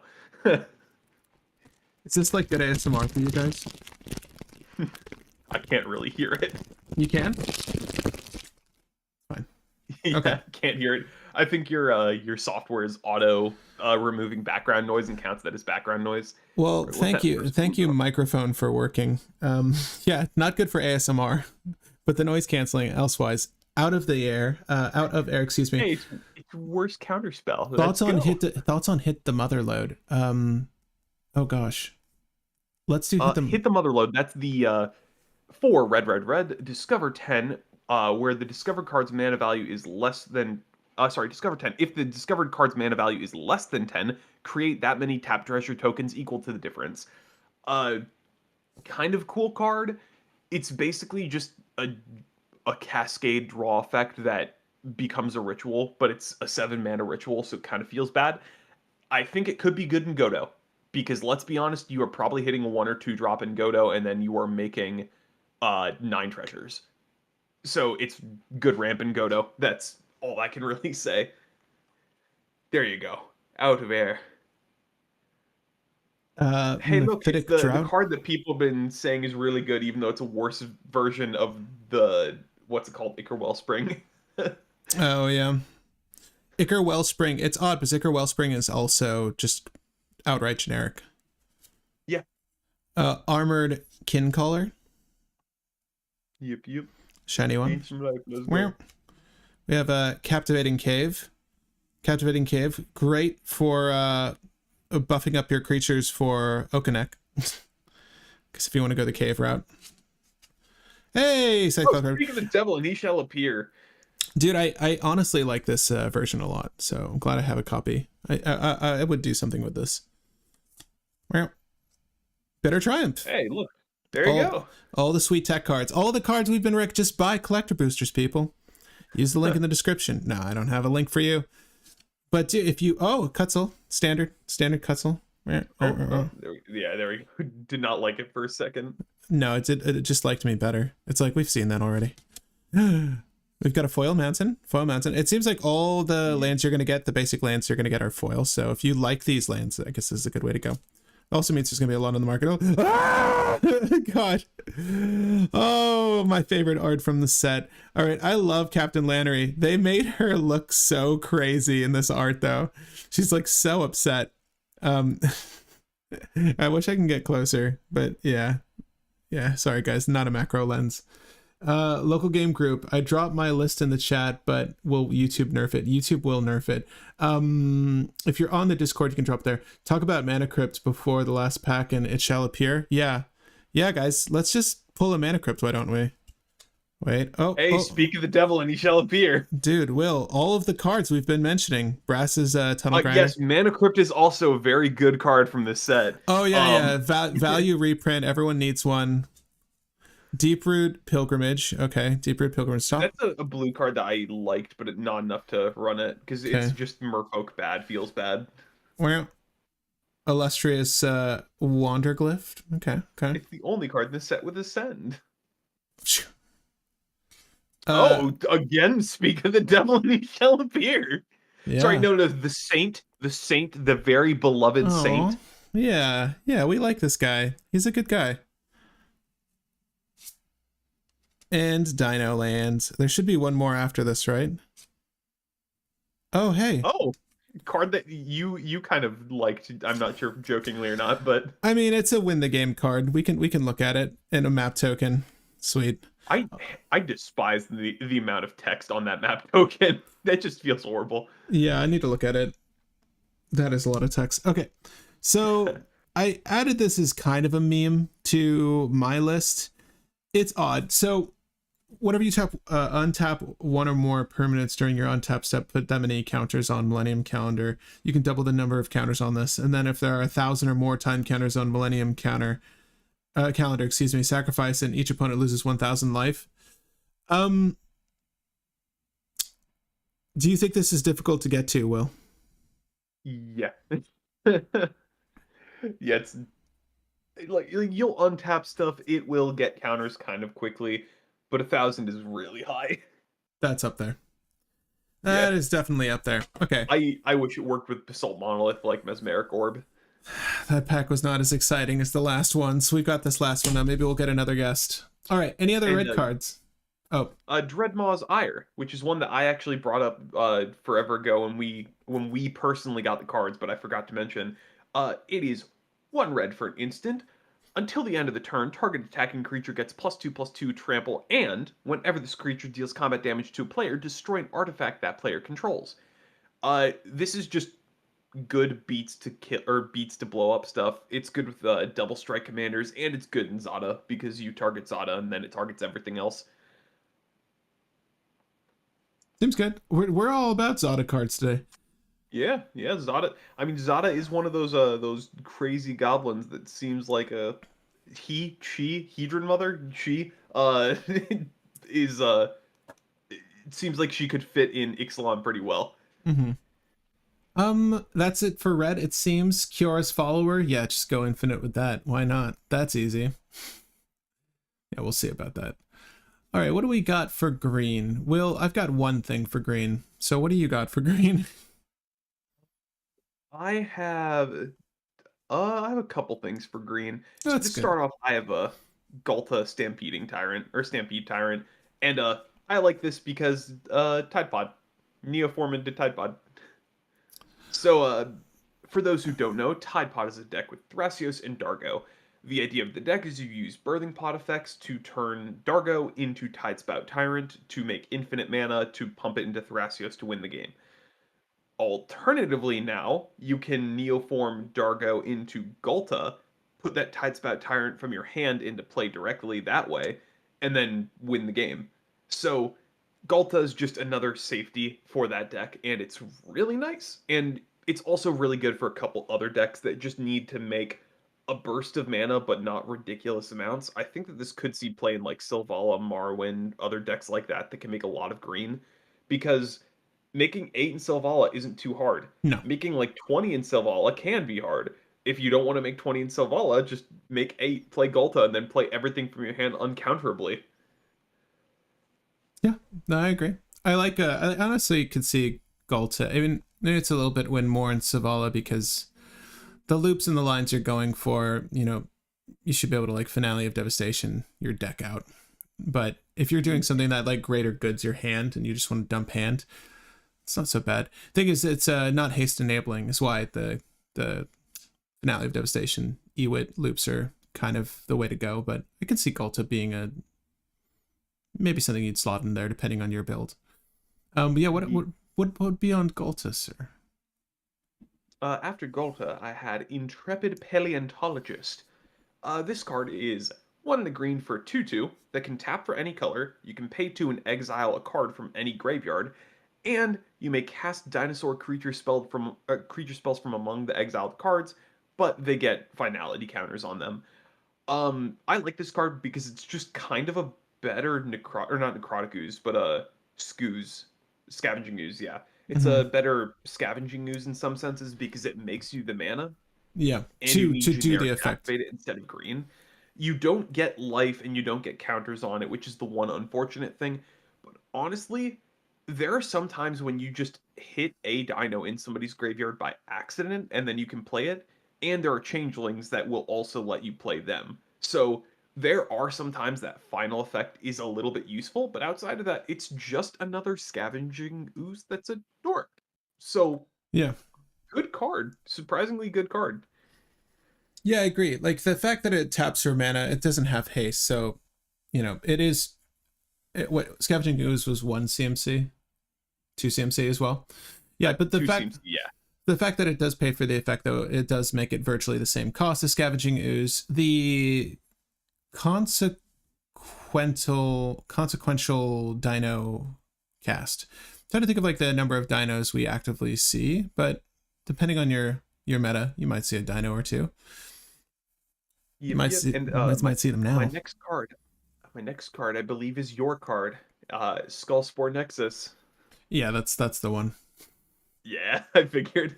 That's the card to talk about. So it's called the Skull Spore Nexus. We're gonna move over here to it. I hope I pull a copy. If I do, that would make me want to play Savala again.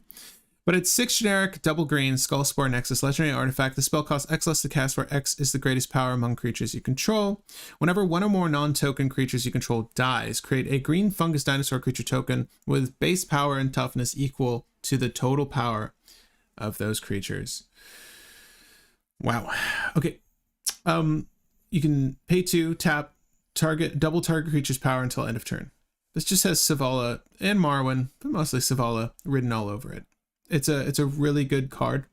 Whenever one or more non-token creatures you control dies. So if that's interesting. I've never really thought too hard about that. But if 2 things died, create a green fungus dinosaur creature token with base power and toughness equal to the total power of those creatures. So you can actually have like a much larger potential creature here if 2 things died simultaneously.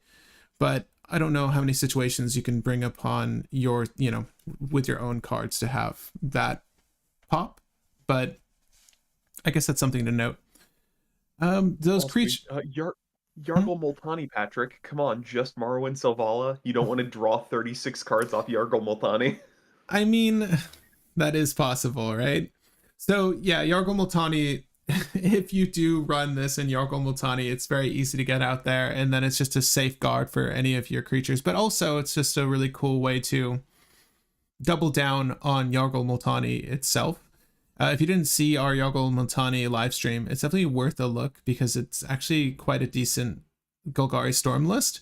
This is pretty darn good in there too, actually. So any deck that's going to be, it's probably mostly green, but any deck that's going to be operating with larger creatures, if that's in green, this is a good safeguard for those creatures.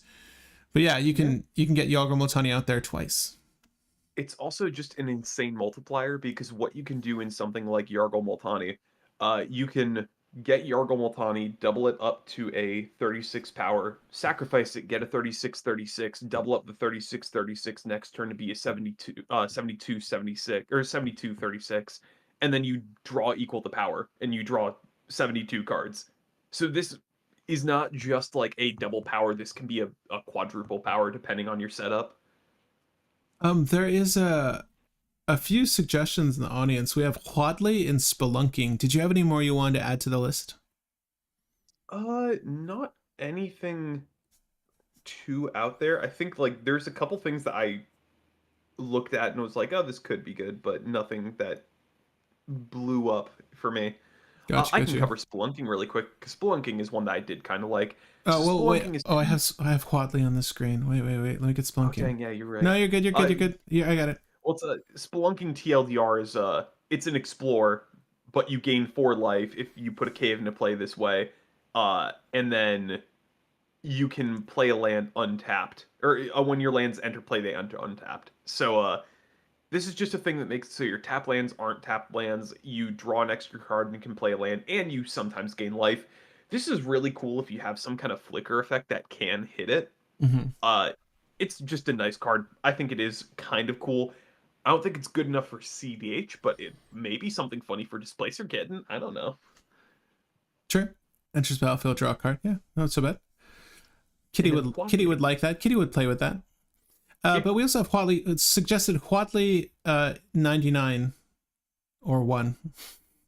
It's a 99 or Commander. So Quatley is the new Dino Commander, and I gave what I think is the most CDH recommendation that you can give for Quatley during the live stream when we are ranking Quatley, and it's pretty much that we have, what's the name? I think it's no, not Xenagos, but what's the name of the Naya 9-mana Dino that untaps everything? Naya 9-man. Zycama. Yeah. Zycama. So Zycama is a CDH deck that people have tried to make work, didn't make work, because 9 mana for commander that does nothing throughout the game feels horrible. Mm-hmm. Quatley, on the other hand, is basically a Zycama on the command zone, because you play Quatley, search for a basic, and you can just play it as land for turn. Then at any point you can pay 5, flip Quatley, make a couple dinos, make a bit of mana, and then search for a dino later on. Meaning that you're going to find your Zycama, and then you can play Zycama and try to win the game from there. So Huatli ramps you in a couple different ways, and also gives you a little bit of extra utility outside of just Zycama doing Zycama things, in addition to the fact that you can slowly make a board of dinos more and more and more with the first trigger of the saga. So Huatli's kind of cool for that. Outside of that, Huatli doesn't really do anything. Yeah. Yeah, she's fine. I would be interested to see a build with her, though. I don't know. Naya doesn't have... Naya's fine. Slightly better Zycama commander. Let's go. If there are any other green cards, let us know. But Ken says Spelunking is good for the Omnath decks. And Ken also says Dreadmaw's Ire is good for Feather. If cantrip. Yeah, that's the target one. Dreadmaw's Ire was the red card, right? Yeah. Yeah, it's the smelt. The +2/+2 trample, and when it deals combat damage, you smelt.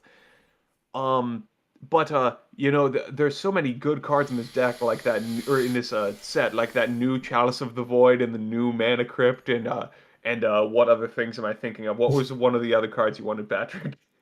Well, I mean, I guess I pulled the one I really wanted, but so far as like decent rares, just Mana Crypts. Mana Crypt seems decent. Mana Crypt and the Chalice of the Void, quite good cards, because the Chalice of the Void is apparently like, I think 100 or something like that right now. It's the most expensive card. It's not mentioning it for any reason. It's not like we've named all the cards that Patrick's been pulling recently. God, yeah. Well, also Thrasios would be really cool to see. I hear that's one of the better partners. Spelunking is good for a budget list. Yeah, makes cheap lands better. Cavern of Souls. So Will actually pulled a foil extended specialty novelty Cavern of Souls. Alternate art, yeah. So that already happened. But be sure to like this video if you're enjoying the content here. Thanks for hanging out with us till the end of this set review and humoring me as I open up packs. If you enjoy the opening of packs, let me know. We can make this a tradition. I get all these packs. It's fun to share them with you. And also just to see how piss poor my luck is. But, maybe we'll get lucky. I'm willing it into the universe. Double mythic pack with at least one crypt. Oh, damn. Espresso. Thank you. I really hope you're right. Thank you. Thank you so much. I'm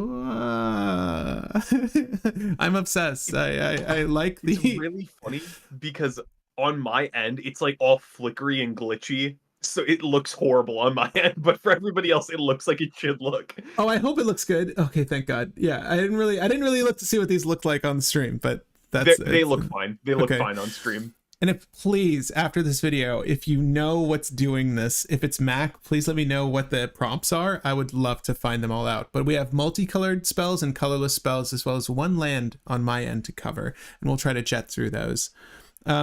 Echo of the Dusk. We've got Sage of Days. Don't ask him for the hour, though. We've got Cavern Stomper. That's right. No cavern is safe from this one. We have Volatile Wanderglyph. Kind of like this one. The Little Looter. Little Looter. Colossadactyl. We have a Colossadactyl. I feel like it's not that colossal. It doesn't look it in this. It's a 4/5. Oh. Yeah, I get what you're saying. It's rather big, though, so far as its scale is concerned. Yeah, but we had freaking Gigantosaurus before, which is a 5-mana 10/10. Dude, hurl into history art. That is fantastic. Counter target artifact or creature spell, discover X for X's spell's mana value. Okay. It's an interesting card. Yeah, it's a costly card. We have Grasping Shadows. All right. Watch out for the shadows, folks. We have a Forest. Okay. It's the best pulls yet. Whoa! We have the little boy, the little angler. Zoyowa. Zoyowa. The Zoyowa Goblin Warlock guy. Oh my god. I feel like he sounds like a Murloc from that that photo. Oh, he sounds. Yeah, you mean from like what is it? World of Warcraft? Oh, yeah, World of Warcraft and Hearthstone. Like I feel like if you met him in person, he'd just go like. Intrepid Paleontologist. Okay, well, Will, you really talked up a storm on this one, but you didn't talk enough about mana crypts. Okay. Okay. We didn't even mention that one. Squirming Emergence? No, we didn't. Okay, what else? It's permanent reanimation. I should have added that card to my list. It's not too bad. Oh. Eye of Toger Talk. So this is 3 CMC, add 1 mana of any color, craft with 2 that share a card type. What? I don't. And the backside does something. I think it copies spells of that type. Apex Observatory. I don't think I even caught this card. But the next this card. Enters the battlefield tapped. As it enters, choose a card type shared among the exiled cards used to craft it. Your next spell cast using with that card type is paid or cast without using mana. Okay, so it's a free cast. That's what it is. Oh my gosh, that's actually really dope. Yeah. Well, I don't know if I need it. Oswald. It might destroy target creature, enchantment, or planeswalker. That's so dope. Yeah. Okay. But you know, I'm also kind of a snob. I foil all the cards I can foil, so I'll probably have to get a foil copy if I use it. I mean, it's alternate art. Alternate art is as good as foil. Command Tower. Aw. That's the alternate art foil command tower from Jurassic Park. So I have like a CMM Commander Masters command tower that I'm using right now in Shorikai, so that's probably where I'll stop. And then we got. You got a guest. Is this a guest? Calamex the Storm Sire. It's an elemental dinosaur. That Calagus is worth $30. Is it? Are the guests really that rare? Oh, that's kind of cool. The guests are considered pretty expensive, actually. Are they all foily? I think that I'm not sure if they're all foiled, but I will let you know I did not pull a single guest. Well, that's cool. Two guests. We're on our way to that Mana Crypt, people. This is why I would never do the booster box game. I am not as daring as Sean is on Tolarian Community College. We would stop at 1 box every single time. But whenever you cast your first instant spell this turn, if Calamex Stormsire is tapped, copy that spell. Whenever you copy instant spell, put a 1/1. Is there a deck for Calamex? I'd fool around with it. Yes, you cast any sorcery, then you cast fork, copying fork, making it an infinite. And there's player removal. So you fork, reverberate. What are the other copies? There's also like there's a couple of copy spells in blue too. There's several that allow you to do that. And then if you want, you can do like draw equal to power effects as well and stop at like near your deck size. So there's a lot of options. Victoria says that they're a local Calamax player. Yeah, that's dope. So by the way, this was the best pack for sure. Like I literally got a foil blue blue Loyal Raptor, and I got the foil Dargo as well as my foil Dusk Rose Reliquary. But those are the pulls, I would say, like the cool pulls from my packs today. Thanks for, again, humoring me on this journey, folks. But we got both these guests. They look so good. All right. So, moving on. I might just make Victoria, send me the list. I might just make Calamex because I can. It just looks so good. I just want to play it. This looks so good. All right. Anyway, moving on. Last of the packs, which I'm sure for some of you, multicolor and single color, right? Or multicolor and no color. Multicolor, no color, right? So I don't have too many to discuss in this range, but again, thanks for humoring me on that. If you enjoyed opening packs with us, let me know, and we can incorporate that into future segments where we're reviewing the set. Just a good way to see what you could potentially pull from packs you buy. Obviously, you're not going to be drafting or doing a pre-release with collector boosters, but it's fun to see what's out there. Excuse me. So we've got where is it? Where are you, my friend? So far as multicolored cards, again, I'm avoiding the ones we've discussed already. I don't see the card I wanted to talk about, though, so I'm just going to type it in. I wanted to discuss Anim Pakal. This is one multicolored card that I actually quite like. It's a interesting little 2-card combo with Breath of Fury. So anytime there's a combo, a 2-card combo, I like to illustrate that. I wouldn't say that this by itself is like an amazing commander, but you could do what I'm about to tell you. It's a generic and Boros, 1/2 body, human soldier, legendary creature. Whenever you attack with one or more gnome creatures, put a +1/+1 counter on a Anim Pakal, then create X 1/1 colorless gnome artifact creature tokens that are tapped and attacking, where X is the number of +1/+1 counters on a Anim Pakal. So Breath of Fury, it's a aura. When it's attached to a creature, at the end of combat, you can sacrifice the creature and attach Breath of Fury to another creature. If you do, untap all creatures you control, and after this phase, there's additional combat phase. So, just a cool 2-card combo with a Nim, right? The thing is, these creatures don't have haste, mind you. So what you're going to need to do is just attack with a Nim. Ooh, how's this going to work? Because we're going to move it to one of the... It's not a 2-card combo. Oh, it's a 3-card no. combo. You need something to give haste. What is the red card? Which one? Just the like red Concordant Mass Hysteria? Yeah, Mass Hysteria. I mean, like Lightning Greaves works too. You can do anything that just says give haste to a thing. Moving on. I'm sorry to burst your bubble, Patrick. Well, actually, I did write down Quintorius. So someone mentioned how they wanted Quintorius to be good. It is an outlet. Where is Quintorius? Should be near the end. Should be near the end here. Okay, so yeah. Quintorius is also Boros. 3 generic Boros.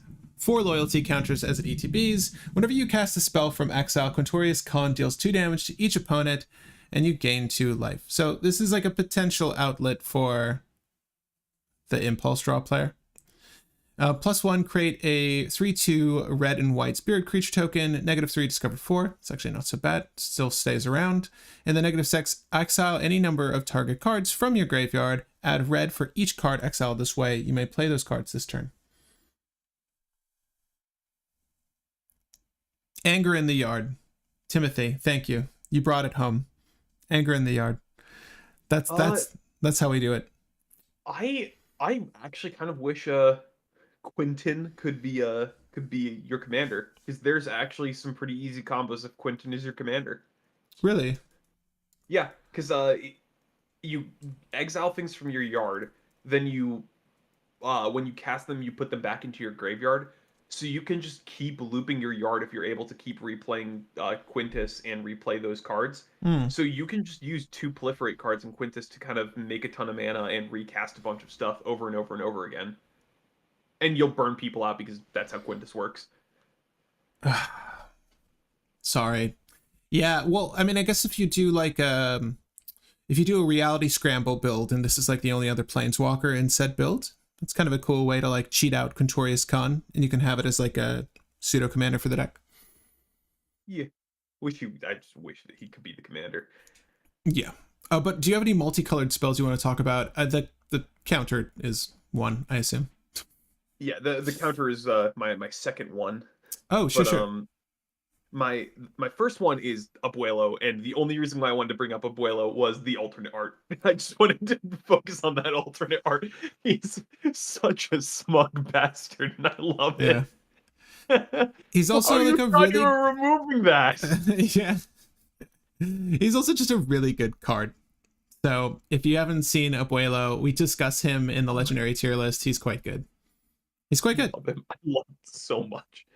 Um, outside of that, the counter spell. I'll let you talk about that one. Oh yeah. So we're actually going to be covering this in a future video potentially.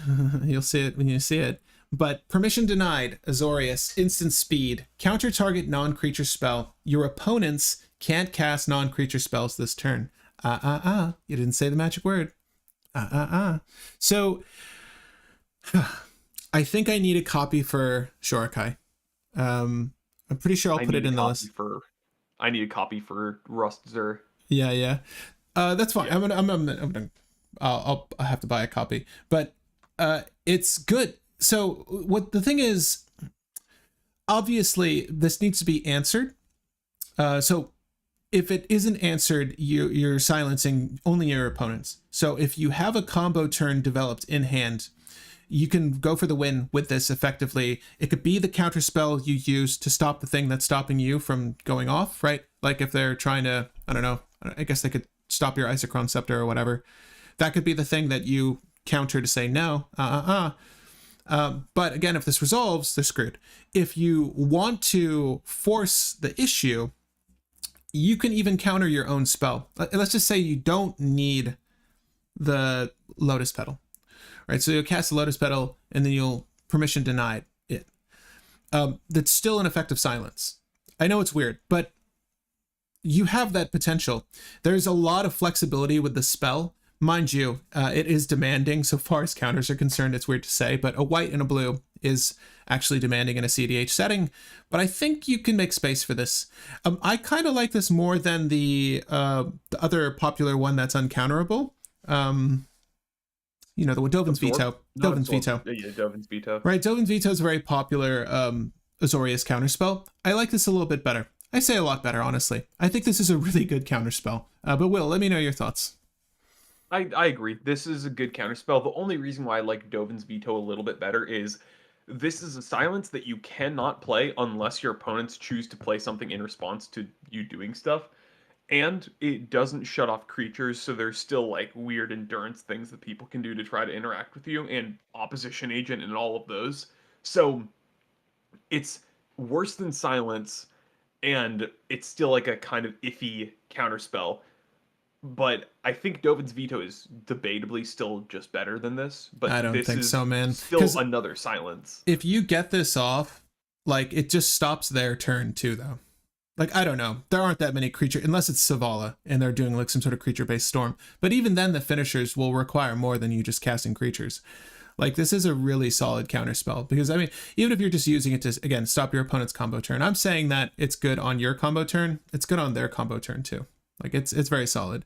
So if you win the counter war and this is one of the things you let resolve, kudos to you. I like it. I think there's a little bit more flexibility with this. Then I don't really give a hoot if something's uncounterable.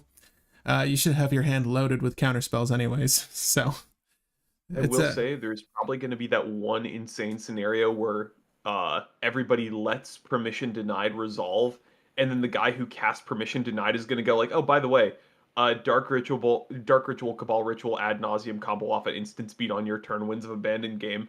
Yeah. Yeah, it could just happen. So, I mean, will you run Dovin's Veto in Arden? Or not Arden, Abdel? Yeah, I run Dovin's Veto in Abdel. I think I like permission denied a little bit better in Abdel, just because The nature of the it deck. does shut off an opponent's whole turn. Yeah, So yeah. you don't need to have as many counter spells for the setup. But my thing is that usually if one counter spell is good, then like okay, cool. Counter spell's good, everything's countered. But with this, you need this to specifically resolve. And one counter spell's never enough. It's going to take multiple counter spells. And once Yeah, the yeah. counter war's done, everyone's probably out of steam anyways. And then the Well, silence effect doesn't really matter. yes or no. They might not have the appropriate counter to handle this, and or the interaction they were holding was just by way of removal, like everyone, right? And I think that obviously things like Touch the Spirit Realm exist. There are channel based effects like a Otawara that they could still use, but you're limiting their range by quite a bit. I don't know. This doesn't need to be compared to other things. I think if it is being slotted into a list that could utilize it though, then you would need to make those comparisons. But I think if you had a flex spot in an Azorius list, this is another good counter to include in that arsenal for sure. But what other multicolor spells did you have? I wanted to bring up Sahili Sun's Brilliance Oh my just god. as another thing. Oh, but Because I'm sorry. Before Sahili we, 99 I'm sorry. Only because someone mentioned the ancient one earlier. Do you mind if we just cover it really quick? Sure. Go for it. Before we move on. So yeah, the ancient one. Someone was saying that this is their favorite god from the set. I actually agree. I think that this has probably more playability than the bat we pulled earlier, just because it's an outlet in the command zone. That's one of the things you always look for. But it's also card quality, I should say. Mind you, it's an 8/8 beater, provided you have to send 8. The more important aspect is the fact that you can put 4 into this 2 generic and Dimir to go through your list. And then Dimir itself does care about cards in the graveyard, so you can set up reanimate targets that way. You're also milling people this way. So there's a couple ways you can win with just the bottom activated ability on this card. Totally agree. I think it's fantastic. Yep. Sorry, Will. Yeah. But Sahili Sun's Brilliance. So we talked about Sahili being another kind of Kiki-Jiki commander, but allows you blue. In the 99, Sahili is just a good thing because there aren't a lot of great Kiki-Jiki style effects in the game. And I think all the ones that are either cost 4 or more, or have like a really high activation cost, like Felden of the Third Path. But Sahili is just 2 mana to play, 2 mana to activate. Have fun.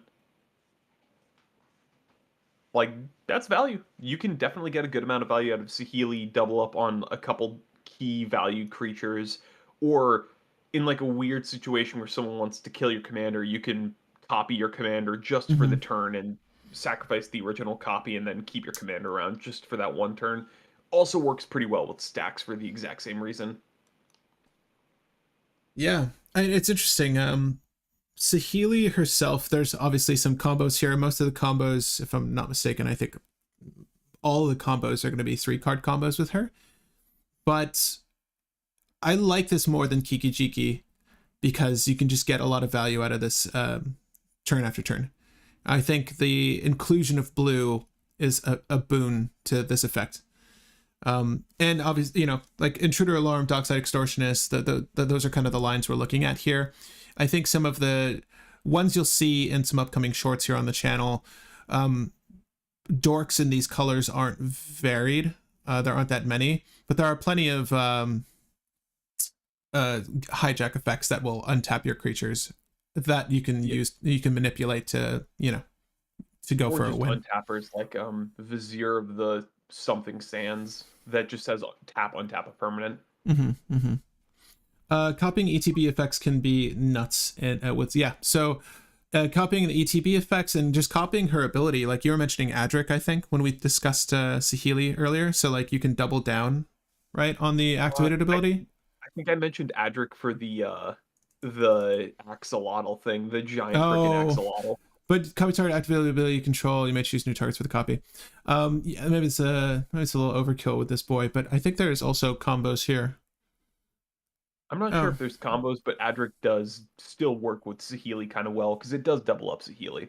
Where is our girl? Where's Sahili? I agree though. I think she's fantastic. Definitely want to go. Definitely want to get a copy of Sahili potentially for one of your lists if you just need the effect in the 99. But it's also a decent commander itself. What other multicolored spells do you have for us? One cool card that I liked was Squirming Emergence, which is a sorcery Oh, that reanimates any permanent from your graveyard, which is the only reason why I think that it's valuable. It's permanent reanimation. yeah, I have a copy for you. I don't know, are you using it? Didn't I just Not get a using it in copy? anything yet. Not using it in anything yet, but I might use it in something in the future. Okay. Because funnily enough, this works pretty well in my old Stick Fingers deck because I have like a land in the graveyard and then my 3 creatures to reanimate my Necrotic Ooze. So Mm-hmm. I could use it in old Stick Fingers as another reanimate. I need to look at Eye of Tajir to see if it's Osier Tuck to see if it's useful in any of my decks. I didn't realize it was a mythic from the Commander Precons. Anyways, we're And I think that was it for my multicolor stuff. Let me quickly re-reference my stuff. So it's yeah,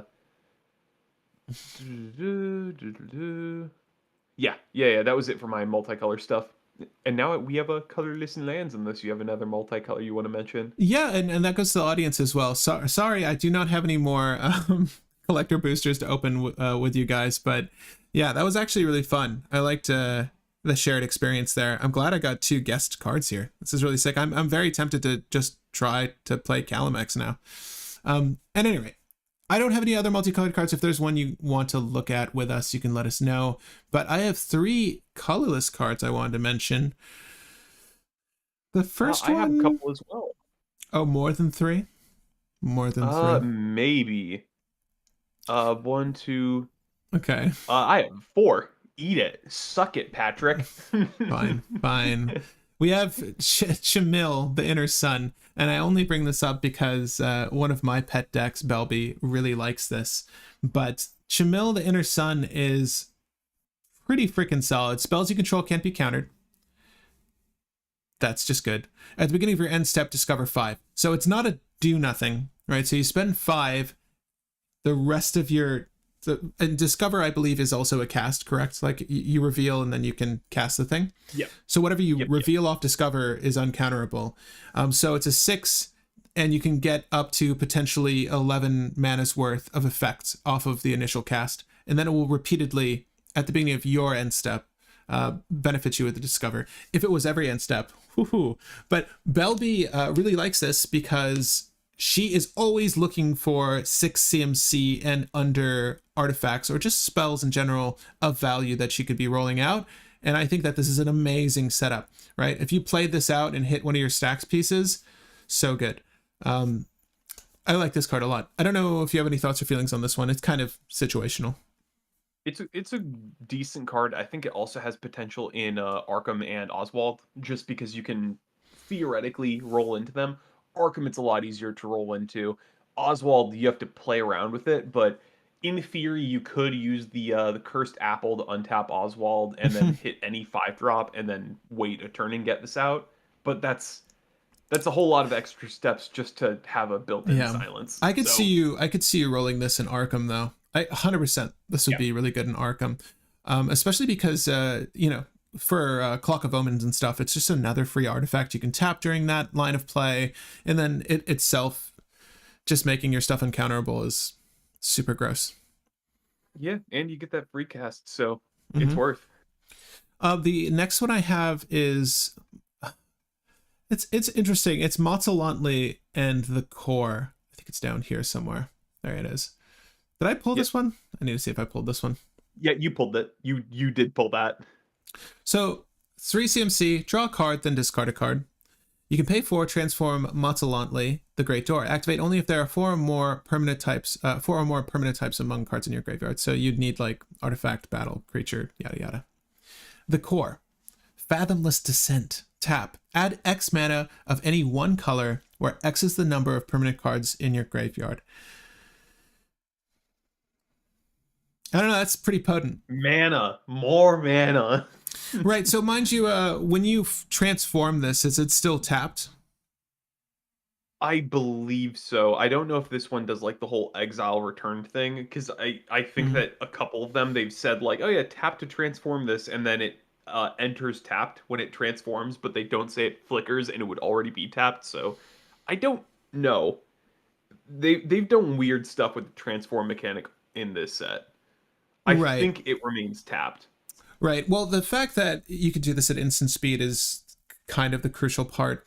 What's nice is you could do this off turn. So even if it would be tapped, you would get the benefit of having it untapped. But obviously, this is really amazing ramp. There are plenty of combos that exist for Sarah's Sanctum, Guy's Cradle, any of those legendary lands. This is just well, are they both legendary? I think they were. At any rate, there are plenty of combos that exist with lands that tap for excess amounts of mana. This is another one you can add to the list that's accessible, I would say. And I don't think too hard to hit. It might be difficult to get the threshold for this, but if you get there, you get there. It's good. Yep.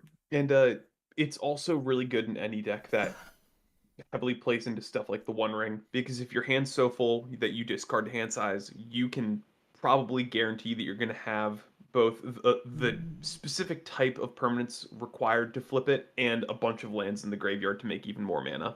And the other one I was going to mention, I did pull, and it was just for the meme of it.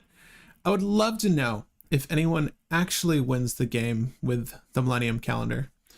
And I have a foil full art extended for you if you do. Kudos to you. If you show me the receipts, I'll send you a copy of the Millennium Calendar. If you win with just any version, I'll send you the best version. Yeah, didn't I pull like I just pulled this one? Yeah. It's weird. It's very gimmicky. Unless your opponent is operating with some sort of package where they make infinite life, they will die. It's cute. I don't.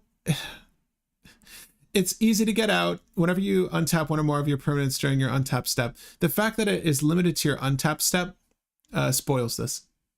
But yeah, it's fine. It's cute. It's just another. It would probably be way too strong if it was just whenever permanent becomes untapped, because then every deck can just run Basalt Monolith and Millennium Calendar. Yeah. It's fine. But it's cool. Like anytime there's a new like win the game card, it's worth mentioning. If only for people to put their noggin into figuring out how to make it win. Any infinite untap loop.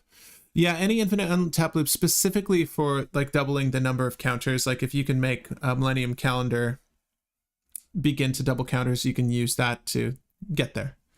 You win with Isochron Scepter and Dramatic Reversal and Millennium Calendar. The thing is like you can win with Isochron Scepter, Dramatic Reversal, and a ham sandwich. It takes no effort to win with that. Yeah, it's like I feel like you didn't need this. You know what I mean?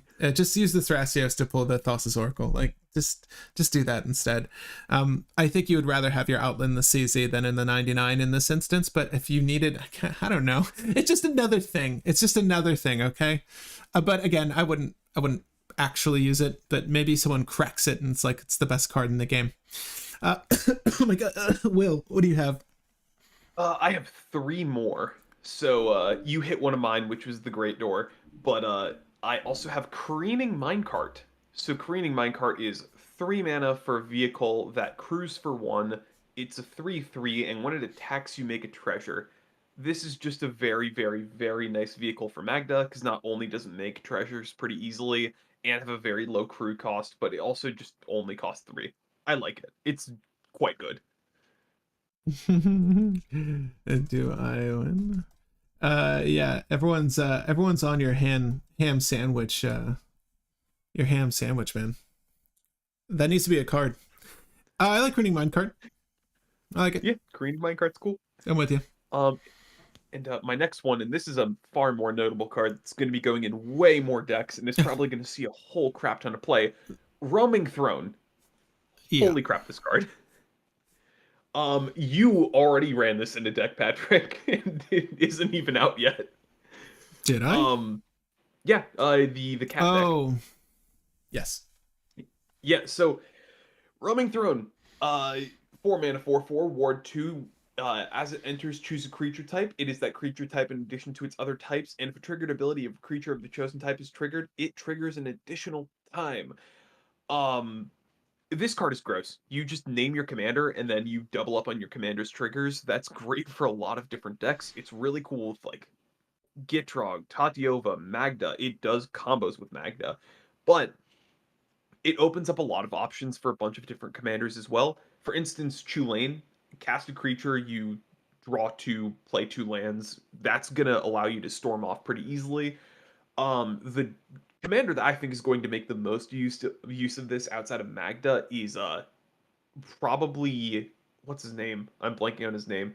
The guy who's the changeling that can copy things that you target.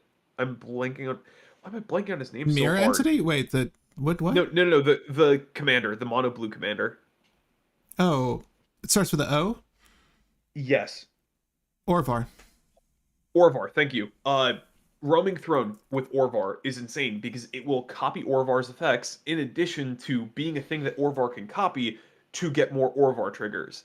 So Roaming Throne is just kind of a storm card in Orvar that will make you go infinite without any difficulty. Aside from the fact that this is a combo card and a value card, it also has self-protection. Yeah. 1/2 is not to be underestimated. Right. Not that it needed it. Yeah, but it really didn't. And the fact that this is an artifact means that you can find it in blue pretty easily. The fact that it's a creature means you can find it in green pretty easily. Will this be the thing that makes green significantly better? I don't think so, but it's still a very cool card. Yeah, I agree. And then my final card is Terrian Soulcleaver, because I'm pretty sure this card is going to become an infinite combo with something in the very near future, but I don't know what that thing is going to be yet. Terrian Soulcleaver, for those who don't know, is 1 for legendary artifact equipment that equips for 2. Equipped creature has vigilance, and then whenever an artifact or creature is put into a graveyard from the battlefield, put a +1/+1 counter on the equipped creature. The reason why I bring this card up and think it can combo is you pretty much just need anything that says remove a counter from this creature, make a treasure, which I feel like we're going to get at some point in the near future, and I feel like is going to make this a very, very dumb combo. So, yeah, this is a good card. You get very big very quickly. Whenever your opponents sacrifice an artifact, you get a counter on your thing. Whenever you sacrifice an artifact, you get a counter on a thing. Whenever a creature dies, like you removed it or something, you get a counter on your thing. Yeah, You I'm get trying a to very think. What are the what are the treasure generators currently? Because I guess that's the big one. Yeah, the Storm primary treasure killers, generators. creature. Yeah, it's like Stormkill and Dockside. There's a lot of small things, but there's nothing that's like able to combo with this yet. Whenever a creature is put into a graveyard, yeah, work your heads around. I need you, LGG army. That's what you are now. Help us find Terrian Soulcleaver combo. I am actually really curious. I agree with you. There's something here for sure. Any of the counter manipulating creatures, I you need to walk through them all. But Matea says the Najila with Roaming Throne is pretty gas too. Mm-hmm. Yeah, I agree. It's a good, huge clock. It's not like insane. It just makes 2 soldiers instead of or 2 warriors instead of 1. So it's not like it does controls ridiculously insane stuff, but that's gonna beat exponential growth. Right. It'll add up for sure. Yeah. And that did was you have my last artifact or my last colorless outside of lands? If there are any other artifacts you guys want to check out, let us know. There is one land I wanted to talk about, just one. All right. I think it's probably one of the lands that I want to talk about. I'll start with it. It's let's pull it up first. Where are you? Where are you? We would have pulled it up at this point. Is it Pit Offering? No. It's Echoing Deep. Oh yeah. It's sorted by color. It's one of the caves. It's sorted alphabetically. You're in lands right now, so it's sorted alphabetically. No, I think there it is. Okay. Well, Isn't because no, but the doesn't logic right. because E would have been a little bit earlier. At any rate. Yeah, it's color identity. You're right. Chimel and Zuladok specifically gross. Chimel and Zuladok. Did we the Inner Sun? Echoing Deeps. So, you may have Echoing Deeps enter the battlefield tapped as a copy of any land in a graveyard, except it's a cave in addition to its other types. and then you can tap it for generic. So Echoing Deeps is pretty sick in my opinion. I like it. It's a cheap way to get value out of a land. I feel like when I wrote this down, I had something good in tandem with it in mind. But of all the caves, I would say that this is the best one in my opinion. You correct me if I'm wrong, Will.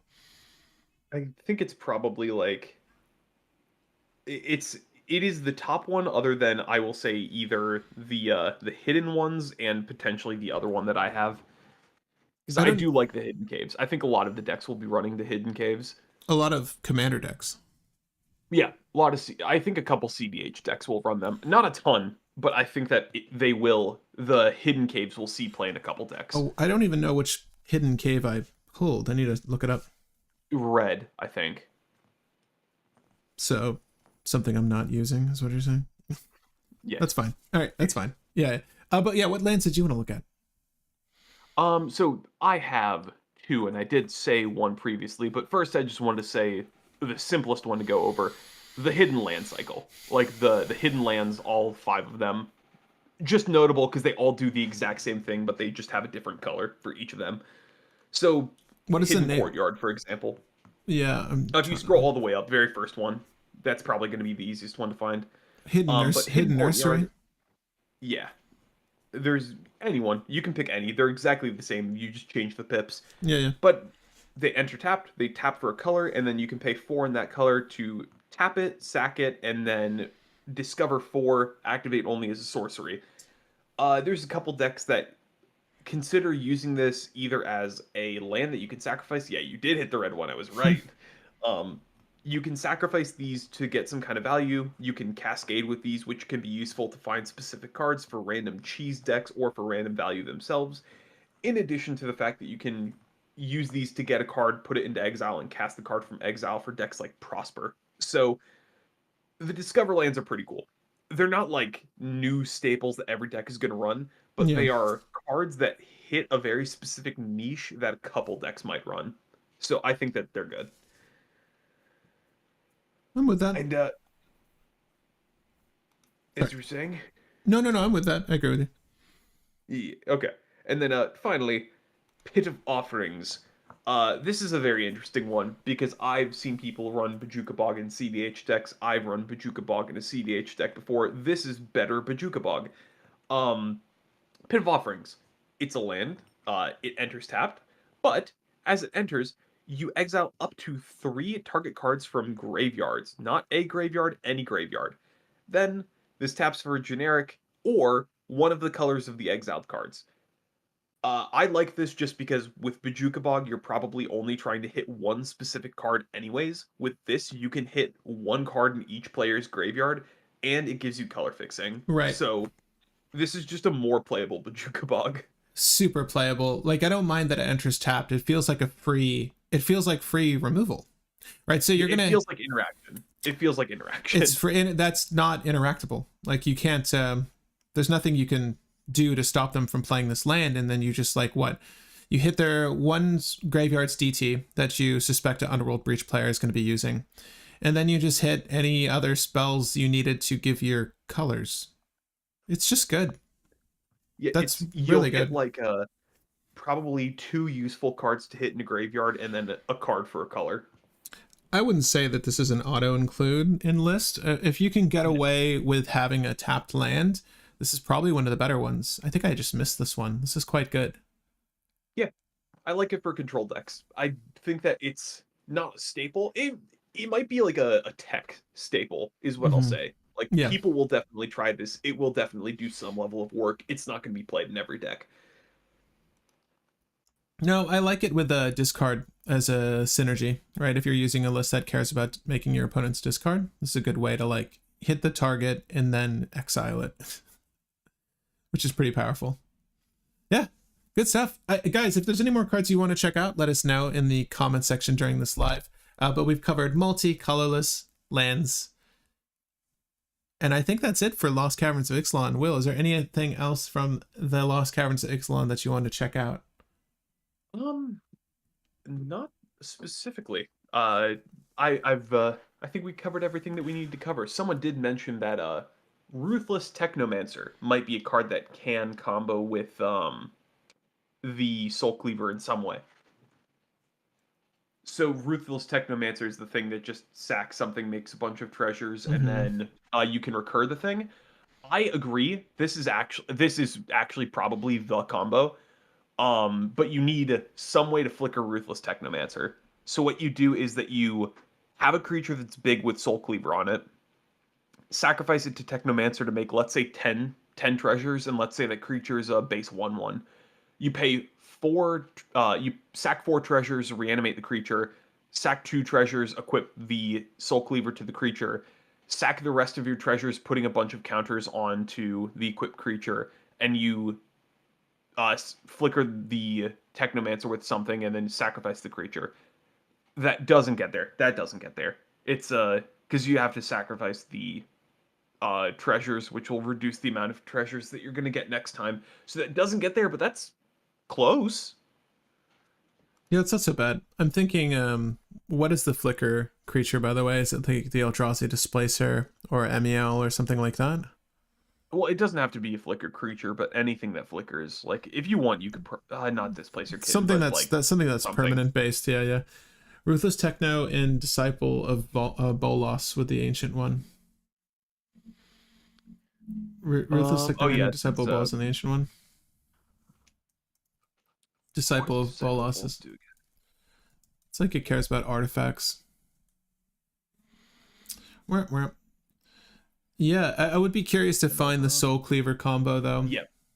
Disciple Bolas is the draw equal to power one. Or yeah, draw equal to power toughness. Oh, yeah, never mind. I was wrong. I was thinking of something else. Yeah. This is the one. This is the one. But yeah, the card we're talking about, that's Soul Cleaver. I'll put it back on the screen. A fun little task for everyone. Let us know your favorite Soul Cleaver combos. We just need to know if they exist, okay? That's all we care about. Yeah, there's something there. We believe. We have faith. At any rate, guys, thanks for joining us on this. I hope that this set review was helpful for you. Again, we're going to go ahead. I'll collect the singles that you talked about along with mine, and we'll leave a whole list for you guys to check out in the comments section in case you just want to scroll through everything that we advise you pick up from the set. And again, to reiterate, and I'll say it in the pinned comment, these are cards that are good outside of specific lists. They can play in multiple lists, and I personally avoided most of the legendaries because those were discussed in our tier list, but we did cover a handful, and I'll make sure we put them in that same pinned comment. Chatterfang and Pitiless Plunderer with it makes Infinite Big Squirrel and Pirate. I mean, that just makes Infinite Squirrel, though. I feel like Infinite 1/1s and Infinity Infinities is the exact same thing. It's still infinite. Yeah. Well, what are you trying to do, Will? You want to win the game on the spot? Some different combo, because I'm like, if there's something that's remove counters, make a creature token, or remove counters, make a artifact token, that works really well. I know that works with like Gave and Marath and stuff like that. This is a good Gave and Marath card, but you still require a altar to combo with that. Maybe there's something with Marath. Yeah, maybe there's something with Marath. Hold up. There is. You literally just use Marath and Phyrexian Altar, or not Phyrexian Altar. Of Ashnod's Altar. You sacrifice your 1/1 plant token your 1/1 green elemental for 2 white, or for 2 generic. Oh my gosh. You sacrifice the elemental for 2 generic, get a counter on Marath because your thing was put into the graveyard, remove that counter, make another thing using your one of your 2 mana. You're floating a mana, do it again, make a mana, do it again, make a mana, do it again, make a mana. You now have infinite colorless mana, and you can keep looping counters on Marath with that. So you can win with infinite mana somehow, I suppose. Yeah, you could. Shalayan Halar. Whenever 1 or more +1/+1 counters are put on a creature you control, Shalayan Halar deals that much damage to target opponent. Is there There's already like Curiosity for Treasures? Curiosity for Treasures? Yeah, dealing damage makes treasures, something like that. I don't Okay. This is, That's still like meh. It's so much effort to try to make yeah, something small work. I'm just waiting for them to make a card that says remove a counter from this and then make a treasure. Like yeah, there's gonna be some like creature that does that. I agree. Or like maybe it exists with the Eldrazi creature tokens where you can make the Eldrazi and have it sacrifice for generic mana, right? Yeah, That that could works too. that could Either exist. one of those works perfectly. At any rate, we leave it to you. Guys, if you enjoyed this video, feel free to leave it a like. Leave it a like this. And thanks for joining us on this one, though. Again, everything's going to be left in the comments. Hang tight for more content next week. We should have some gameplay Friday. If you guys want to play with us, you're more than welcome to swing on by for some FNM. I don't know when we're going to start that. Probably 7 p.m. again, if that's good for Will. Yeah, just to be safe. I can probably do earlier than 7 p.m., but you never know. Duly noted. But guys, thanks for joining us on this one. We'll see you on the next. Feel free to, again, leave it a like and share it. Share it with your grandma. Share it with everyone. Let them know. Let them know about the ham sammies. Tarian Soul Cleaver. Yeah, it's never gonna. I didn't pull a copy, Will, so I'm less incentivized to even consider it. I think I pulled a copy of it. Oh wow, you're just getting all the good Did ones. I? I'm just kidding. I got all the random like tech cards that I wanted. Yeah, these guest cards are really sick though. I didn't really know what to expect from these collector boosters, but these ones are actually really dope. There is. Ooh, ooh, what was that? Hmm?